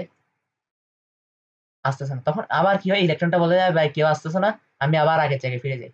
হ্যাঁ, তো আগের জায়গায় ফিরে যেতে গেলে এই এই এই তারপরে সোডিয়াম প্লাস আর এই ইলেকট্রনের মধ্যে আবার একটা আকর্ষণ বল কাজ করে। হ্যাঁ, আকর্ষণ বল কাজ করে, আকর্ষণ বল কাজ করলেও ইলেকট্রন কিন্তু আবার আগের অবস্থানে বরাবর পৌঁছাতে পারে না, মানে কক্ষপথে আবার বুঝতে পারবে না। পারবে? একবার যেহেতু বাইরে হয়ে গেছে, একবার যেহেতু বাইরে গেছে আর বুঝতে পারবে না, সেজন্য কাছাকাছি থাকে, যুক্ত থাকে, মানে অন্তত যুক্ত থাকে একেবারের সাথে। হ্যাঁ, আর এটাই হচ্ছে ধাতব বন্ধন। ধাতব বন্ধন মানে কি, ধাতু ধাতুর মধ্যে হয়েছে। সোডিয়াম একটা ধাতু না? তো ধাতুর নিজের মধ্যেই হয়েছে বন্ধনটা, এটাকে বলা হয় ধাতব বন্ধন। ধাতু নিজের ভিতরেই হয়েছে, একটু বুঝলে হবে। ধাতব বন্ধন। ওকে, এখন হচ্ছে হাইড্রোজেন বন্ধন, সব থেকে ইম্পর্টেন্ট, সব থেকে ইম্পর্টেন্ট। এখান থেকে পরীক্ষায় আসবেই। আমি যখন এইচএসসি দিছি, হাইড্রোজেন বন্ধন থেকে প্রশ্ন আসছে।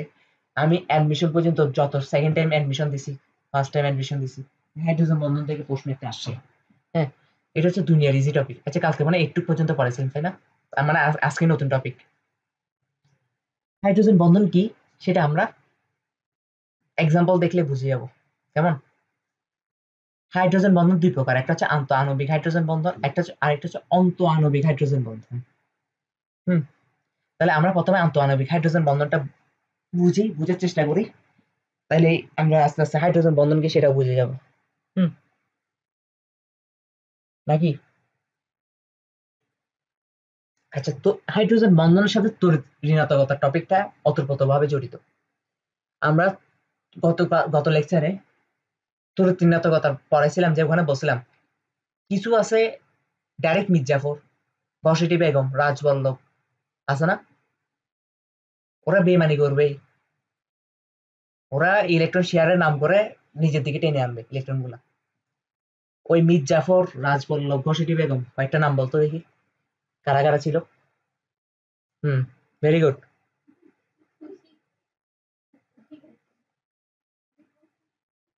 ফ্লোরিন, অক্সিজেন আর নাইট্রোজেন। Very good, পারতেছোস।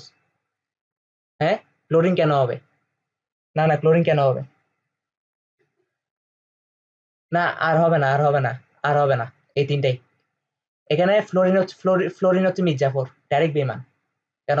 ইতের ইতের তড়িৎ ঋণাত্মকতার মান হচ্ছে যে 4। ইতের তড়িৎ ঋণাত্মকতার মান হচ্ছে 4। অক্সিজেন হচ্ছে কত? 3.5।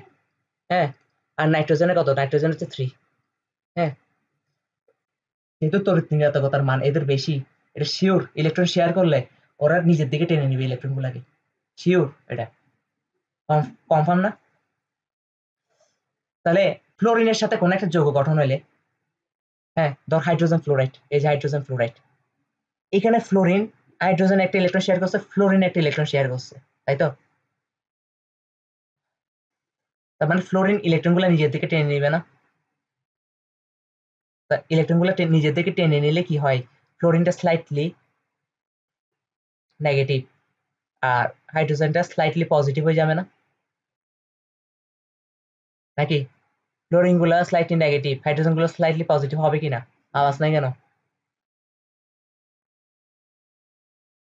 ফ্লোরিন গুলো স্লাইটলি নেগেটিভ, হাইড্রোজেন গুলো স্লাইটলি পজিটিভ। এখন আমি কি বলছিলাম, দুনিয়া সব পজিটিভ নেগেটিভ মধ্যে একটা আকর্ষণ বল কাজ করে, তাই তো? এই যে তড়িৎচুম্বকতার এই কারণে অণুগুলার মধ্যে অণুগুলার মধ্যে আকর্ষণ বল কাজ করবে। এই ফ্লোরিনের সাথে আর এই হাইড্রোজেন ফ্লোরাইডের ফ্লোরিনের সাথে আরেক হাইড্রোজেন ফ্লোরাইডের হাইড্রোজেনের মধ্যে একটা আকর্ষণ বল কাজ করবে। আবার ঠিক সেম জিনিসটা এখানেও ঘটবে না? দেখতো বুঝছি কিনা? আকর্ষণ বল কাজ করবে না? এই আকর্ষণ বলের কারণে যে বন্ধনটা তৈরি হচ্ছে এটাকে বলতেছে হাইড্রোজেন বন্ধন। এখানে হাইড্রোজেন হচ্ছে ব্রিজ হিসেবে কাজ করতেছে, ব্রিজ হিসেবে কাজ করতেছে না? ব্রিজ ব্রিজ এই যে যুক্ত করছে একটা হাইড্রোজেন ফ্লোরিনের সাথে একটা হাইড্রোজেন ফ্লোরিন যে যুক্ত হচ্ছে, এটা হাইড্রোজেনের কারণে হয়েছে না অনেকটা, মানে হাইড্রোজেন একটা ব্রিজ হিসেবে কাজ করতেছে, সেজন্য এটাকে বলা হাইড্রোজেন বন্ধন। হ্যাঁ, তার মানে হাইড্রোজেন বন্ধন একমাত্র কখন গঠন হবে? হ্যাঁ, আমি যদি এটা একটু নোট করে দিই, একটু নোট করে দিই, তোমার যদি একটু নোট করে দিই, এই তিনটা পরমাণুর সাথে এই তিনটা পরমাণুর সাথে এই তিনটা পরমাণুর সাথে হাইড্রোজেন যুক্ত অণুগুলোর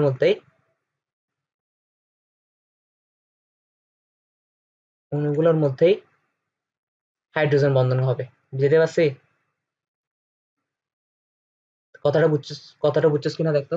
এই তিনটা পরমাণুর সাথে হাইড্রোজেন যুক্ত অণুগুলোর মধ্যে হাইড্রোজেন বন্ধন হবে। যেমন দেখতো হাইড্রোজেন ফ্লোরাইড, এই হাইড্রোজেন যদি ফ্লোরিনের সাথে যুক্ত থাকে তখন হাইড্রোজেন বন্ধনটা গঠন করবে এরকম। হাইড্রোজেন যদি অক্সিজেনের সাথে যুক্ত থাকে, যেমন পানি। হ্যাঁ, দেখতো দেখতো দেখতো দেখতো এখানে হাইড্রোজেন ফ্লোরাইড একটা অণু, এটা আরেকটা হাইড্রোজেন ফ্লোরাইড অণু না? এটা আরেকটা হাইড্রোজেন ফ্লোরাইড অণু না? এটা আরেকটা হাইড্রোজেন ফ্লোরাইড অণু না? ভিন্ন ভিন্ন এই অণুর মধ্যে যখন আকর্ষণ বলের কারণে যে বন্ধন গঠন হয়, ওই আকর্ষণ বলটাকে কি বলা হয়? আন্ত আণবিক আকর্ষণ বল, তাই না? আমি রাসায়নিক বন্ধনকে দুই ভাগে ভাগ করছি, একটা আন্তঃপারমাণবিক, একটা আন্ত আণবিক। আমরা কিন্তু আন্ত আণবিকে চলে আসছি। বুঝতে পারছি? বুঝছস কি বুঝছস না বল? আচ্ছা, তাহলে আমরা হাইড্রোজেন বন্ধনের আরেকটা এক্সাম্পল নিই।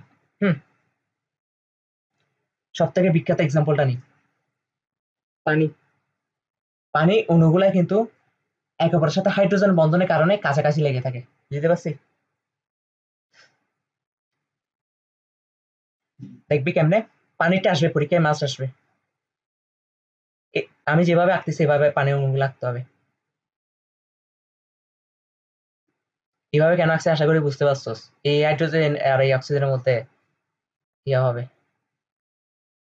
তবে এখান থেকে একটা প্রশ্ন আসবে, আগে পানিটা বুঝিয়ে দিই। তার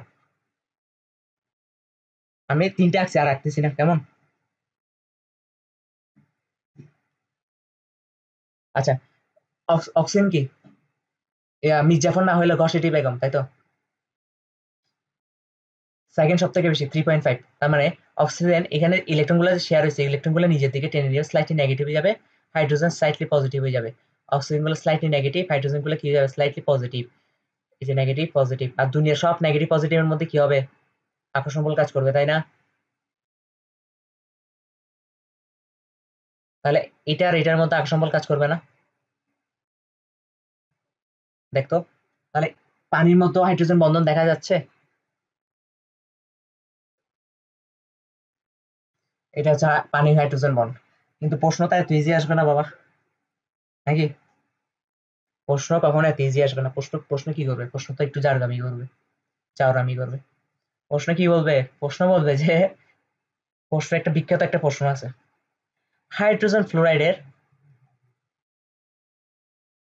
স্ফুটনাঙ্ক হাইড্রোজেন ফ্লোরাইডের স্ফুটনাঙ্ক 19.5 ডিগ্রি, 19.5 ডিগ্রি, কিন্তু পানির স্ফুটনাঙ্ক কত, বয়লিং পয়েন্ট কত? বুঝছা? মারা দরকার একটা। বয়লিং মানে কি? জলীয় বাষ্প হবে। কিন্তু S2 এর স্ফুটনাঙ্ক, স্ফুট মানে কি? ফুটতে শুরু করবে। হ্যাঁ, 100 ডিগ্রি কেন? 100 ডিগ্রি কেন? আনসার কি দিবি দেখি বলতো, তোর মাথায় বুদ্ধি আছে কিনা একটু দেখি।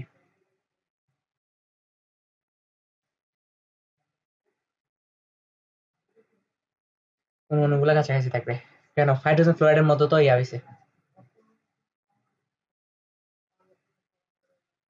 আচ্ছা আমি বলি, তাড়াতাড়ি বলি কেমন? ইভেন আনসারটা, আনসারটা হচ্ছে তুই লিখে রাখবি। আমি আনসারটা মুখে বলতেছি, আনসারটা নিজে নোট করে রাখবি। কারণ হচ্ছে একটা জিনিস খেয়াল করতো, একটা জিনিস খেয়াল কর। হাইড্রোজেন ফ্লোরাইড, একটা হাইড্রোজেন ফ্লোরাইড কয়টা, কয়টা হাইড্রোজেন বন্ডের সাথে যুক্ত? এই পাশে একটা হাইড্রোজেন বন্ড করতে পারতেছে, আরেকটা এই পাশে করতে পারতেছে, তাই না? এখানে হাইড্রোজেন ফ্লোরাইড দেখ, এটাও এটার সাথে একটা করতে পারতেছে, এটার সাথে একটা করতে পারতেছে, মানে একটা হাইড্রোজেন ফ্লোরাইড অণু সর্বোচ্চ দুইটা হাইড্রোজেন বন্ডিং এ অংশগ্রহণ করতেছে। হ্যাঁ, তাহলে আমরা, আচ্ছা আমি লিখে দিই। হুম, একটা হাইড্রোজেন ফ্লোরাইড অণু সর্বোচ্চ দুইটা হাইড্রোজেন বন্ধনে অংশগ্রহণ করে।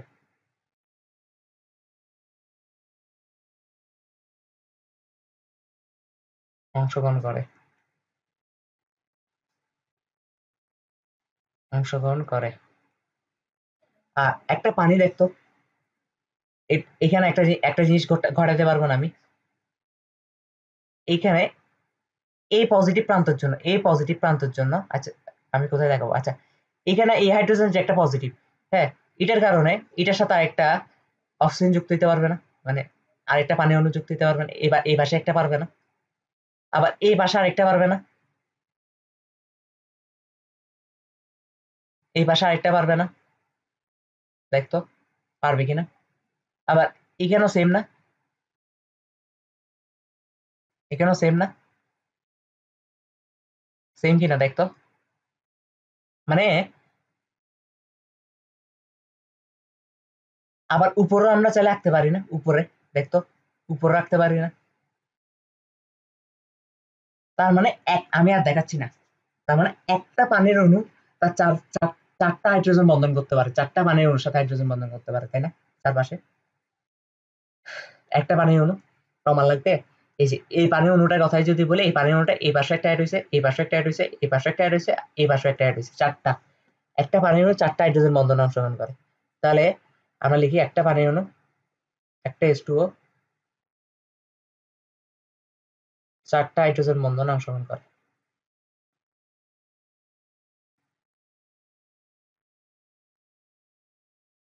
চারটা হাইড্রোজেন বন্ধনে অংশগ্রহণ করে। তাহলে আমি আর লিখতেছি না। হ্যাঁ, তাহলে দেখ, ব্যাপারটা হচ্ছে যে হাইড্রোজেন বন্ড যত বেশি, তার মানে বন্ধনটা ভাঙতে বেশি পরিমাণ তাপ দেওয়া লাগবে। হ্যাঁ, ফুটাইতে বেশি বেশি পরিমাণ তাপ দেওয়া লাগবে। ফুটানো মানে কি? জলীয় বাষ্প আকারে বন্ধন ফুল বেগে গেছে, তাই না? তাহলে যেহেতু পানির হাইড্রোজেন বন্ড বেশি, একটা পানির অণু চারটা হাইড্রোজেন পানির অণুর সাথে হাইড্রোজেন করতেছে, একটা পানির অণু চারটা পানির অণুর সাথে হাইড্রোজেন বন্ড গঠন করতেছে, আর ওখানে শুধু দুইটা হাইড্রোজেন বন্ড গঠন হচ্ছে, তার মানে পানির অণুকে বেশি তাপ দেওয়া লাগবে ফুটানোর জন্য। সেজন্য পানিরটা হচ্ছে 100 ডিগ্রি, হাইড্রোজেন ফ্লোরাইড হচ্ছে 19.5 ডিগ্রি। পারবি কিনা? পারবি? আরেকটা প্রশ্ন আসে, আরেকটা প্রশ্ন আসে, সেটা হচ্ছে H2O তরল, কিন্তু H2S গ্যাসীয় কেন? গ্যাসীয় কেন? পারবি এটা আনসার করতে?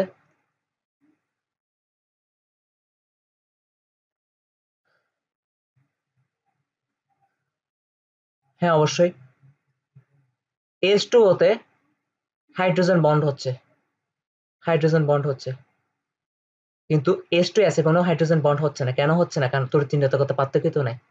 হ্যাঁ, হাইড্রোজেন বন্ড হচ্ছে না, এটা হচ্ছে মেইন রিজন। কারণ কেন?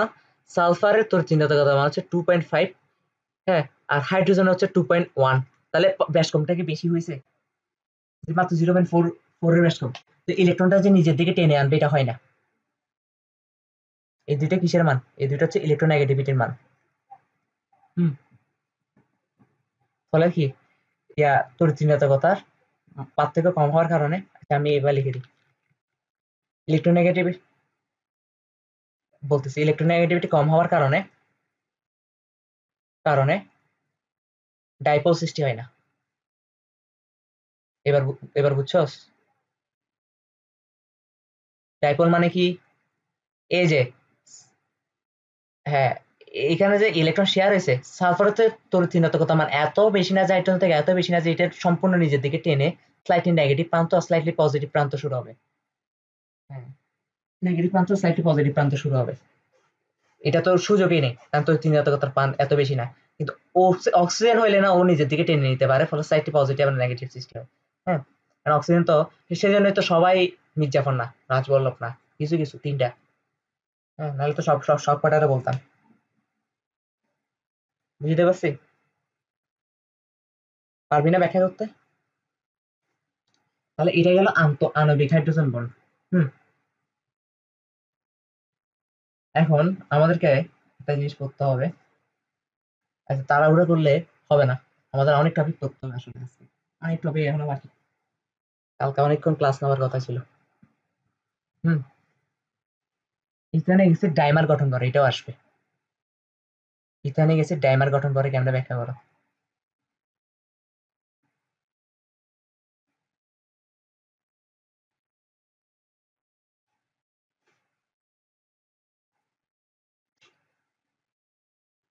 ইথানিক অ্যাসিড ডাইমার গঠন করে কেমনে? ওর সব থেকে একটা বেস দিক কি জানো? ওর সব থেকে একটা বেস দিক কি জানোস? বুঝে সবকিছু।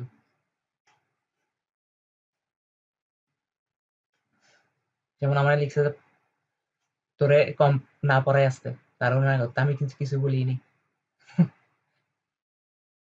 কিছু বলিনি। ও অটো মেসেজ দিছে, আমি তো উপর থেকে দেখতেছি যে কি লেখার।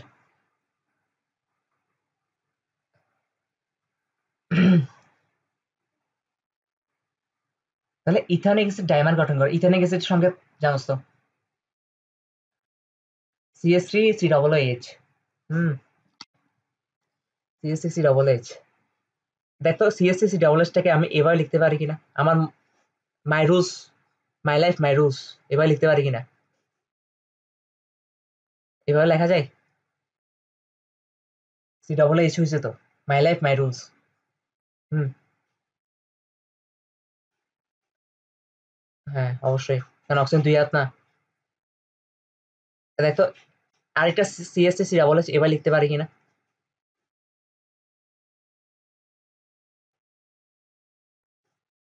এবার লিখতে পারি। উল্টা লিখছি আর কি, জাস্ট উল্টা লিখছি।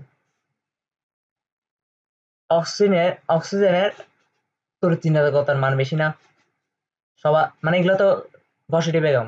হুম, কার্বনের হচ্ছে 2.4, 2.4, আর অক্সিজেন হচ্ছে 3.5, অনেক বেশি না?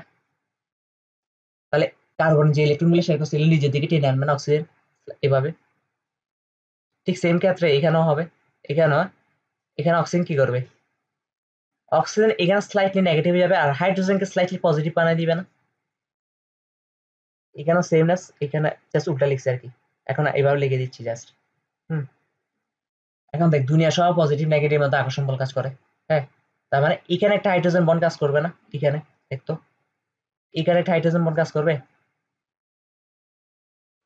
এখানে একটা হাইড্রোজেন বন্ড কাজ করবে। এই যে, এই হাইড্রোজেন বন্ডের কারণে ইথানিক অ্যাসিড ডাইমার হিসেবে থাকে, দুইটা দুইটা ইথানিক অ্যাসিড একসাথে থাকে।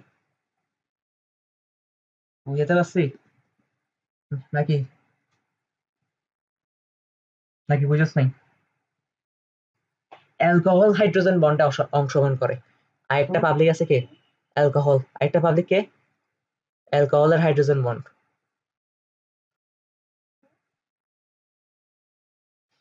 ইথানিক অ্যাসিড যে হাইড্রোজেন বন্ড গঠন করতে পারে আর অ্যালকোহল যে হাইড্রোজেন বন্ড গঠন করতে পারে, এটা নিয়ে এমসিকিউ আসে। হুম, অ্যালকোহল পারবে না কেন দেখি? অ্যালকোহলের সংকেত বলতো, জৈব যৌগিত প্রস্তুত না, আর OH। এখানে এইচ কে স্লাইটলি পজিটিভ হয়ে যাবে না? অক্সিজেন স্লাইটলি নেগেটিভ হয়ে যাবে না? তাহলে অবশ্যই পারবে না। অ্যালকোহলের সাথে পানির একটা হাইড্রোজেন বন্ড দেখাতো দেখি। পানি, এই যে পানি এখানে পানির অণুটাকে এভাবে লিখতে পারি না?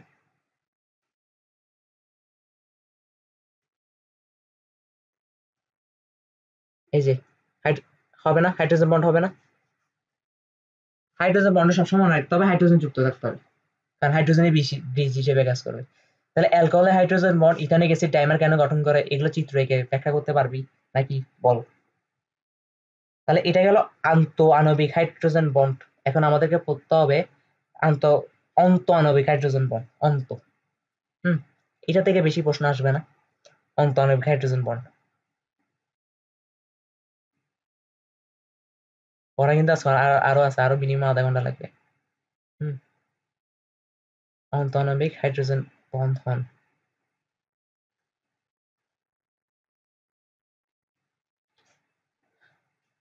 অন্ত আণবিক হাইড্রোজেন বন্ধন। আচ্ছা, অন্ত মানে কি? একই, নিজের ভিতরেই হাইড্রোজেন বন্ধন দেখা যাবে, আমার নিজের ভিতরেই, আমার সাথে তোর হাত ধরা লাগবে না। এতক্ষণ কি দেখে আসছি, একটা হাইড্রোজেন ফ্লোরাইড আরেকটা হাইড্রোজেন ফ্লোরাইডকে ধরে, একটা পানির অণু আরেকটা পানির অণুকে ধরে, দুইটা অণুর মধ্যে হচ্ছে। হ্যাঁ, আর অন্ত হবে কি, একটা পানির অণুর ভিতর ওর নিজের ভিতরে একটা হাইড্রোজেন বন্ড দেখা যাবে। হ্যাঁ, পানিটা জাস্ট এক্সাম্পল দিচ্ছে, পানি পানি অবশ্যই আন্ত আণবিক হাইড্রোজেন বন্ডের উদাহরণ উদাহরণ আর অন্ত আণবিক হাইড্রোজেন বন্ডের জন্য দুইটা উদাহরণ আছে, আমরা দুটো উদাহরণে বেশি পড়বো না, কেমন? দেখি এই যোগটার নাম বলতো, জৈব জগতে পড়াই হয়েছে, কি প্রস্তুত একটু দেখি। কালকে পরীক্ষা দিবি না? পরীক্ষা পরীক্ষা দিলে কি করতে দেখি আমি একটু।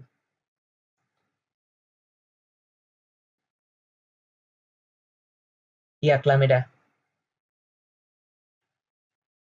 এটা কি আঁকছি? বেনজিন। হ্যাঁ, এই যোগটার নাম কি? হ্যাঁ, ভেরি গুড। যাক যাক যাক, যদি এখানে সিএস3 দিতাম তাহলে কি হতো? টলোইন। Very good. এখানে একটা নাইট্রো মূলক যুক্ত করছি, নাইট্রো। আমি নিজে বলে দিচ্ছি, নামটা নিজে বলে দিচ্ছি, নাইট্রো মূলক যুক্ত করছি। NO2 আর কি, NO2। Very good very good very good. যাক যাক যাক। এই যে NO2 কে আমি এভাবে লিখতে পারি কিনা দেখতো, তোর কোনো ডাউট আছে কিনা? যেহেতু অক্সিজেন এক হাত দিয়ে ধরছে, তার মানে এখানে একটা নেগেটিভ প্রান্ত সৃষ্টি হবে। হ্যাঁ, যেহেতু আরেক হাত দিয়ে ধরা নাই।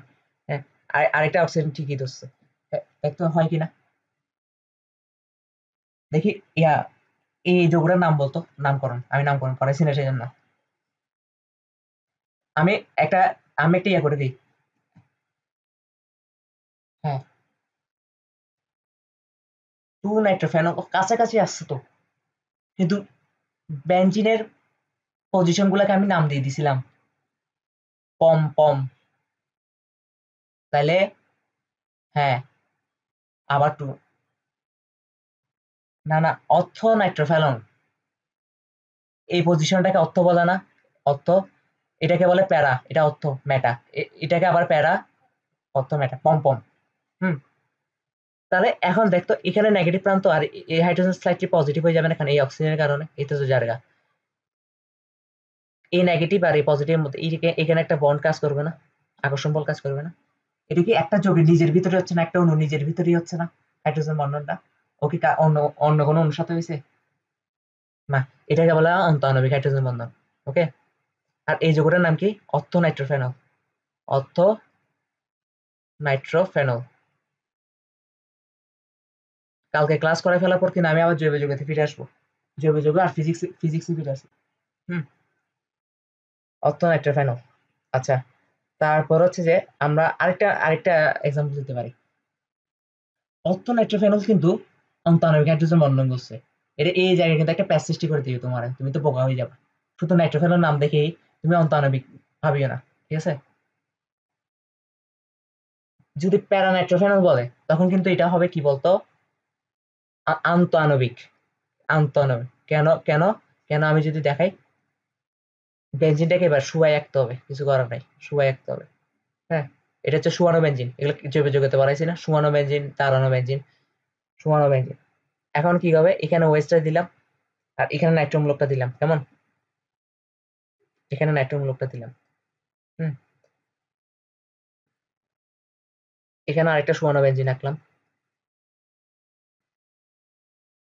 এখানে এই পাশে নাইট্রোমূলকটা দিলাম, মানে NO2 আর এখানে কি দিলাম, এখানে দিলাম OH।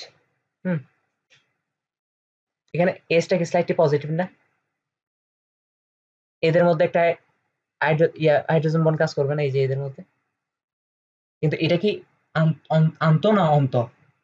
অবশ্যই আন্ত না, কারণ দুইটা দুইটা ভিন্ন অণুর মধ্যে হচ্ছে, তাই না? এটা একটা, এটা একটা, তাহলে এটা আন্তঃআণবিক হাইড্রোজেন বন্ড। এই জায়গায় কিন্তু প্যাচ আছে, তার মানে প্যারানাইট্রোফেনল আন্তঃআণবিক হাইড্রোজেন বন্ড গঠন করে। হ্যাঁ, আমি যদি লিখে দিই প্যারা,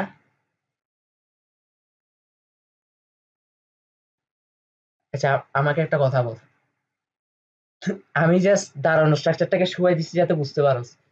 এটা কি দাঁড়ানো স্ট্রাকচারে সম্ভব না বলতো? কারণ প্যারা পজিশনে না নাইট্রোমূলক থাকবে। আমি জাস্ট এটাকে, এই ফুল স্ট্রাকচারটাকে, এই যে আমি যদি বলি এই ফুল স্ট্রাকচারটাকে আমি লম্বাই লম্বাই লম্বাই করে দিই, এই ফুল স্ট্রাকচারটাকে আমি লম্বাই লিখি, সেম আসবে না? এটাই, আর তো উপায় নেই। আছে ও এই পাশে, হ্যাঁ ও হচ্ছে এই পাশে, আর নাইট্রোমূলক এই পাশে, এই দুইজনের মধ্যে কখনো বন্ড হইতে পারবে? আর কখনো পসিবল নিজেদের মধ্যে? তাহলে প্যারা নাইট্রোফেনল কি আন্তঃআণবিক হাইড্রোজেন বন্ড গঠন করে। হ্যাঁ, প্যারা নাইট্রোফেনল আন্তঃআণবিক হাইড্রোজেন বন্ড গঠন করে, এই জায়গায় খেয়াল রাখতে হবে।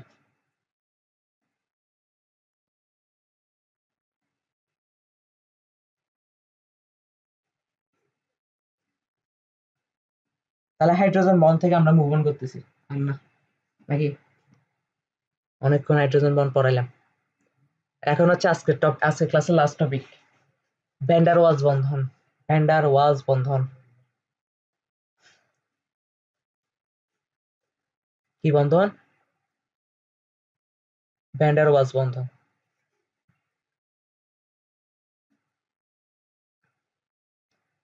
আমি একটা চোরা পদ্ধতি শিখাই দিই কেমন? মানে ভ্যান্ডার ওয়ালস বন্ধনটা তুই বইতে পড়লে সবসময় তোর কঠিন লাগবে, সবসময় কঠিন লাগবে। আসলে ভ্যান্ডার ওয়ালস বন্ধন মানে কি জানোস? ধর এটা একটা অণু, এটা আরেকটা অণু। আমরা কি বলছিলাম ফিজিক্সে পড়ছি না, দুনিয়া সব কিছু একে অপরকে আকর্ষণ করে। কিছু এখানে পজিটিভ নেগেটিভ এর কোনো ব্যাপার আসে না আসলে, হুদাই আকর্ষণ করবে যে। হ্যাঁ, কারণ দুনিয়া সবকিছু একে অপরকে আকর্ষণ করে, এটা বলে টানে আমাদের। এখানে পজিটিভ নেগেটিভ ব্যাপার আছে, এই দুইটা ভিন্ন অণুর মধ্যে এই যে আকর্ষণ বল কাজ করে, এটাই ভ্যান ডার ওয়ালস বল। হ্যাঁ, দুইটা ভিন্ন অণু, দুনিয়ার সব অণুর মধ্যেই, তার মানে একটা কথা বলতে পারি দুনিয়ার সব অণুর মধ্যে ভ্যান ডার ওয়ালস বল আছে। এটাই, এটা সহজ সহজ কথা, আর কিছু বলতে হবে না, ঠিক আছে? এটাই সহজ। কিন্তু বইতে একটা কথা লিখছে, বইতে জাস্ট আমি তোকে বলি, বইতে জাস্ট লিখবি যে আমি দুনিয়ার সব জিনিস লিখছি না, এই দুনিয়ার সব জিনিসটাকে চেঞ্জ করে জাস্ট একটা কথা লিখে দিবি, অপোলার সমযোজী জগতের মধ্যে যে বলটা কাজ করে, আকর্ষণ বলটা কাজ করে অপোলার সমযোজী যোগের মধ্যে। হ্যাঁ, কিন্তু আসলে দুনিয়া সব বলে কিন্তু ভ্যান ডার ওয়ালস বলে। হ্যাঁ,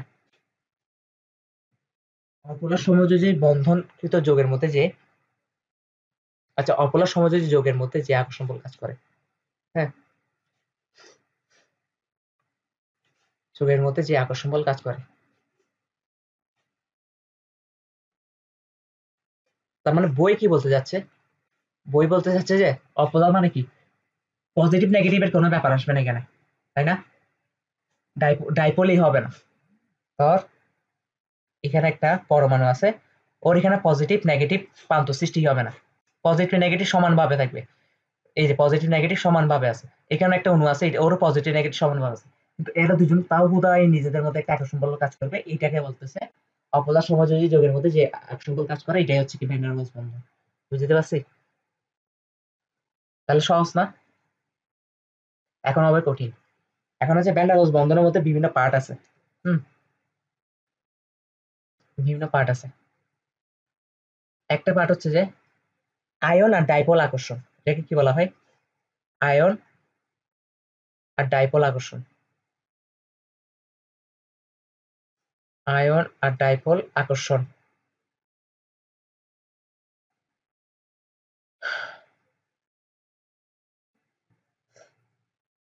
আয়ন আর ডাইপোল আকর্ষণ। আচ্ছা, আয়ন মানে কি, ধর একটা সোডিয়াম প্লাস নিলাম, এটা একটা আয়ন না, যে কোনো একটা নিবি আর কি, তোর মন মন যেটা চাই। হ্যাঁ, আর ডাইপোল মানে কি, একটা পানির অণু, মনে আছে, একটা পানির অণু। তো আমি কি বলছিলাম একটু আগে, বলছিলাম দুনিয়ার সবকিছুর মধ্যে যে আকর্ষণ বল কাজ করে এটাই ভ্যান ডার ওয়ালস বল। সেই জন্য আমি আমি জানি যে একটু পর প্যাচ লাগবে। অপোলার সমযোজী মানে কি, এখন তুই আবার প্রশ্ন করবি যে কিন্তু বই তো লিখছে অপোলার সমযোজী যোগের মধ্যে, কিন্তু এখানে তো ডাইপোল আসছে, আয়ন আসছে, ডাইপোল তো অবশ্যই অপোলার না।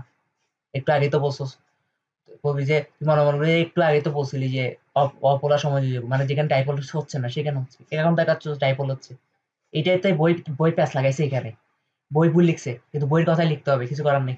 সংজ্ঞাটা লেখার সময় যা সেটা লিখবি, কিন্তু মনে মনে ধরে নিবি দুনিয়া যায় আকর্ষণ বল কাজ করে সবই ভ্যান ডার ওয়ালস বলের মধ্যে পড়ে। দুইটা ভিন্ন অণুর মধ্যে যেটাই আকর্ষণ বল কাজ করবে এটাই ভ্যান ডার ওয়ালস বল। হুম, যেমন আয়ন আর ডাইপোল, এখানে সোডিয়াম প্লাস আর এখানে অক্সিজেনটা স্লাইটলি নেগেটিভ না, এগুলো তো দেখাই আসে, অনেকবার দেখা আসে, এখন আর দেখাবো না। তো এখানের মধ্যে একটা আকর্ষণ বল কাজ করবে না, তাহলে এখানে সোডিয়াম প্লাসটা হচ্ছে আয়ন আর পানিটা হচ্ছে ডাইপোল, তাহলে এটা ভ্যান ডার ওয়ালস বলটা কার মধ্যে হয়েছে, আয়ন আর ডাইপোলের ভিতর হয়েছে না, সেজন্য এটাকে বলা হয় আয়ন ডাইপোল আকর্ষণ। হ্যাঁ, তার মানে এটা একটা ভ্যান ডার ওয়ালস বল। আর তারপর 2 নাম্বার হচ্ছে যে ডাইপোল ডাইপোল আকর্ষণ, এগুলো ইজি, 4 আর 5-এ যাই একটু মারা খাবি আর কি। হ্যাঁ, ডাইপোল ডাইপোল আকর্ষণ,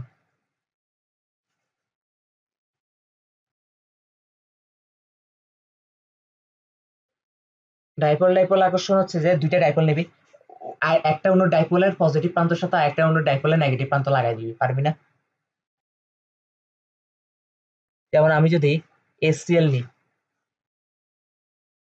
আরেকটা এসসিএল নিই, হ্যাঁ, এখানে ক্লোরিনটা কি হবে, ক্লোরিনটা স্লাইটলি নেগেটিভ হবে, হাইড্রোজেনটা স্লাইটলি পজিটিভ হবে, হাইড্রোজেন স্লাইটলি পজিটিভ হবে, ক্লোরিনটা স্লাইটলি নেগেটিভ হবে। এইখানে ক্লোরিনের দুইটা ডাইপোলের মধ্যে যে আকর্ষণ বল কাজ করতেছে, এই যে এটা পজিটিভ আর এটা নেগেটিভের সাথে, এটা হচ্ছে ডাইপোল ডাইপোল আকর্ষণ। হ্যাঁ, মোট কথা আমরা যেটা হাইড্রোজেন বন্ড পরে আসছি এটা হচ্ছে ডাইপোল ডাইপোল আকর্ষণ অ্যাকচুয়ালি। ভ্যান ডার ওয়ালস বল, পানির অণুতে দেখাইতে পারবি না? এই যে দেখাই দিই আমি,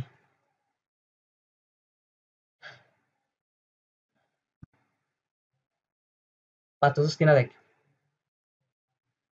এটা স্লাইটলি নেগেটিভ হবে আর এটা স্লাইটলি পজিটিভ হবে। এই যে এখানে যে আকর্ষণ বল কাজ করবে এটা হচ্ছে ডাইপোল ডাইপোল আকর্ষণ। তাহলে এটা গেল নাকি? আচ্ছা, ভ্যান ডার ওয়ালস কাকে বলে, এই সংজ্ঞাগুলো তুই বই থেকে লিখবি। হুম, এগুলো আমি লিখতেছি না, আমি তো অলরেডি লিখে দিয়েছি, অপোলার সমযোজী যৌগের মধ্যে যে আকর্ষণ বল কাজ করে এটা আর ওইটার কারণে যে বন্ধনটা হয় এটাই হচ্ছে ভ্যান ডার ওয়ালস বল। এখন হচ্ছে একটু মারা খাবি তিন তিন থেকে। হুম, এখন হচ্ছে 3 থেকে একটু বুঝতে হবে তোমার ব্যাপার স্যাপার।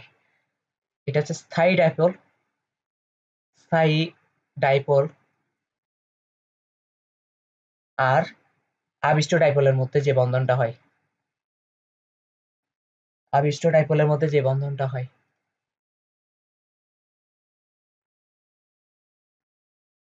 আচ্ছা, স্থায়ী ডাইপোল মানে কি, এই যে পানির অণু একটা স্থায়ী ডাইপোল, তাই না?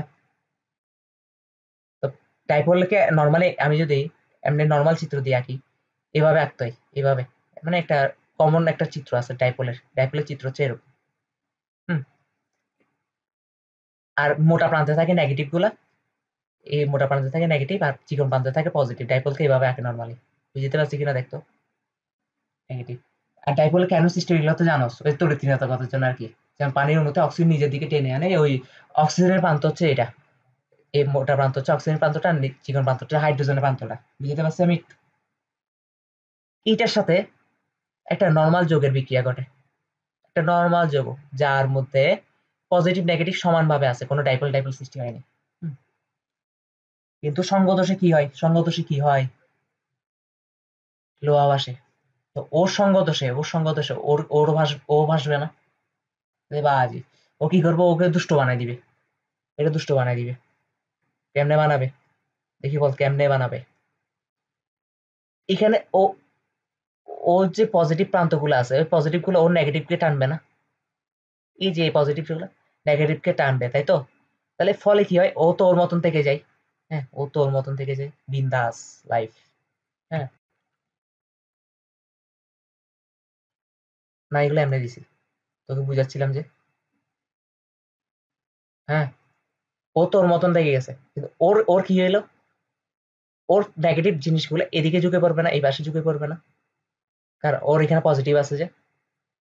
আর ডাইপোলকে কিভাবে লেখে, নেগেটিভ প্রান্তকে বড়টা এইভাবে লেখে, হ্যাঁ, আর পজিটিভ প্রান্ত ওরও এরকম হয়ে যাবে না, আবিষ্ট, মানে ও অন্য কারোর কারণে আবিষ্ট ডাইপোল হয়েছে, মানে আরেকজনে আবিষ্ট হওয়ার কারণে ডাইপোলে পরিণত হয়েছে।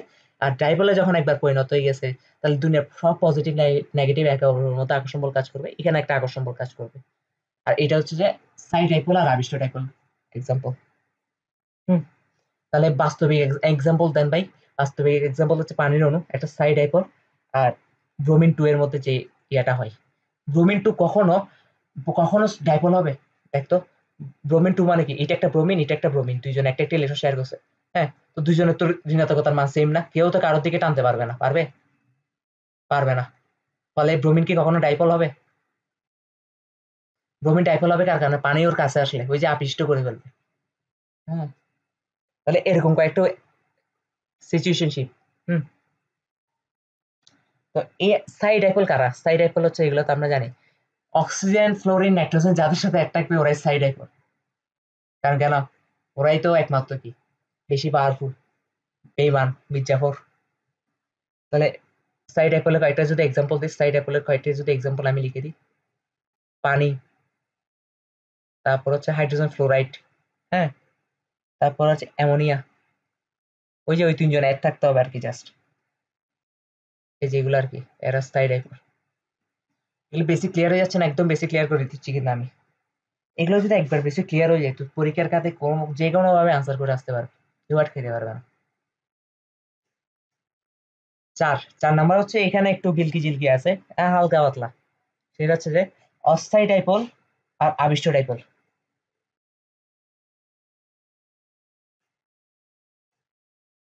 অস্থায়ী ডাইপোল আর কি ডাইপোল, আবিষ্ট ডাইপোল।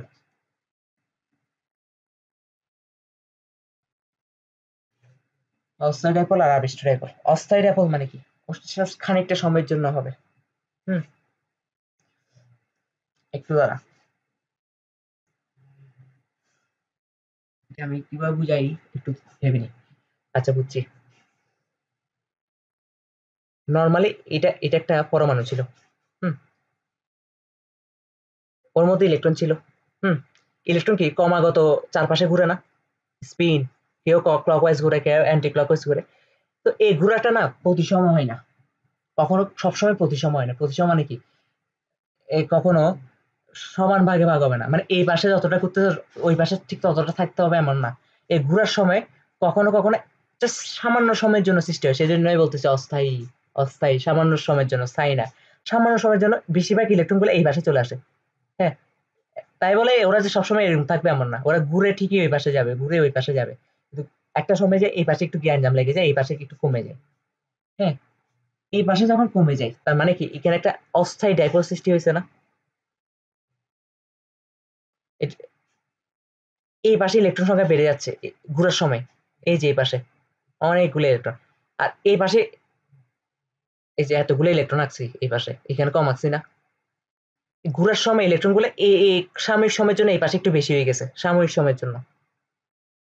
তার মানে এদিকে যেতে কমে গেছে, এদিকটা আমি পজিটিভ ধরতে পারি আর এদিকটা আমি নেগেটিভ ধরতে পারি।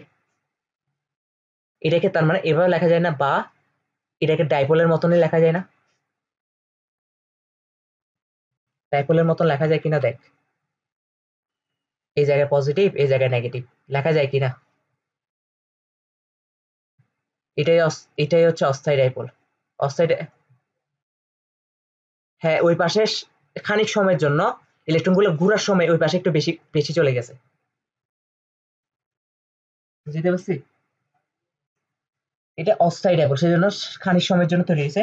আর অস্থায়ী ডাইপোল কি করবে, একটা ভালো মানুষকে এই সামান্য সময়ের জন্য, এখানে আরেকটা পরমাণু ছিল, আরেকটা পরমাণু ছিল কি, যেখানে সব জায়গায় সমান।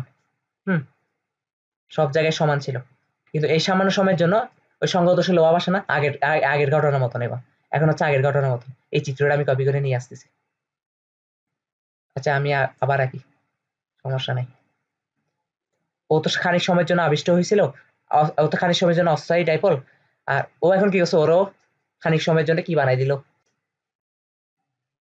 ডাইপোল বানাই দিবে না, কারণ ওর পজিটিভ গুলা ওর নেগেটিভ গুলাকে এই পাশে নিয়ে আসবে না।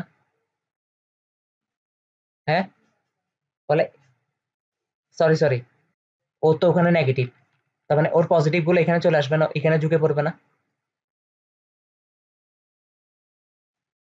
তাহলে এদের মধ্যে যে বন্ধন গঠন হবে এটা হচ্ছে ভ্যান ডের ওয়ালস বল, মানে আকর্ষণ খানিক সময়ের জন্য, এটা জাস্ট খানিক সময়ের জন্য হয়। বুঝাইতে পারছি আমি? এটাই গেল আজকে পড়ালেখা, ভ্যান ডের ওয়ালস বল শেষ। হুম, কিন্তু শেষ না, শেষ হয়েও শেষ না, শেষ হয়েও শেষ না। এই অস্থায়ী ডাইপোল আর আবিষ্ট ডাইপোলের বাস্তবিক উদাহরণ কি? এভাবে চিত্র আঁকলে তো হবে না, কয়েকটা এক্সাম্পল দিতে হবে। হ্যাঁ, এটা কারা গঠন করে? এটা হচ্ছে আর্গন, জ্যানন, নিয়ন, এদের মধ্যে, মানে কাদের মধ্যে হয়, আলটিমেটলি গ্রুপ 18 এর মধ্যে আর্গন, জ্যানন, নিয়ন, এদের মধ্যে হয় এই জিনিসগুলা। হ্যাঁ, কিন্তু তাও পড়ালেখা শেষ হয় নাই। এই যে এখানের মধ্যে এই ঘটনার কারণে যে বলটা সৃষ্টি হয় না, এই যে বলটা সৃষ্টি হচ্ছে না এখানে একটা, এই বলটাকে বলা হয় এই আকর্ষণ বল। এই আকর্ষণটাকে বলা হয় বিস্তরণ বল। কি বলা হয়? বিস্তরণ বল। পড়ালেখা এখনো শেষ হয় নাই। এই বলটা যে ভদ্রলোক আবিষ্কার করছে তার নাম হচ্ছে যে ফ্রিচ লন্ডন। আবিষ্কারক কে? আবিষ্কারক হচ্ছে ফ্রিচ লন্ডন। পড়ালেখা এখনো শেষ হয় নাই, সেই জন্য এটাকে বলা হয় লন্ডন ফোর্স। London force. পড়ালেখা এখন শেষ হয়েছে। জিনিসটা ফুল ক্লিয়ার কিনা বলতো, ভ্যান ডের ওয়ালস বলটা ক্লিয়ার হয়েছে কিনা বলতো? লন্ডন বল এগুলো আগে বুঝছিস না, মানে নাম তো শুনছিস মনে হয়, কিন্তু কখনো বুঝছিলি? কিন্তু কখনো বুঝছিলি? এখন বুঝছস? এখন বুঝছস? তাহলে আজকে পড়ালেখা এমন এতটুকু ছুটি তাহলে, বুঝছস? ওই কথা বলছ না কেন? ছুটি।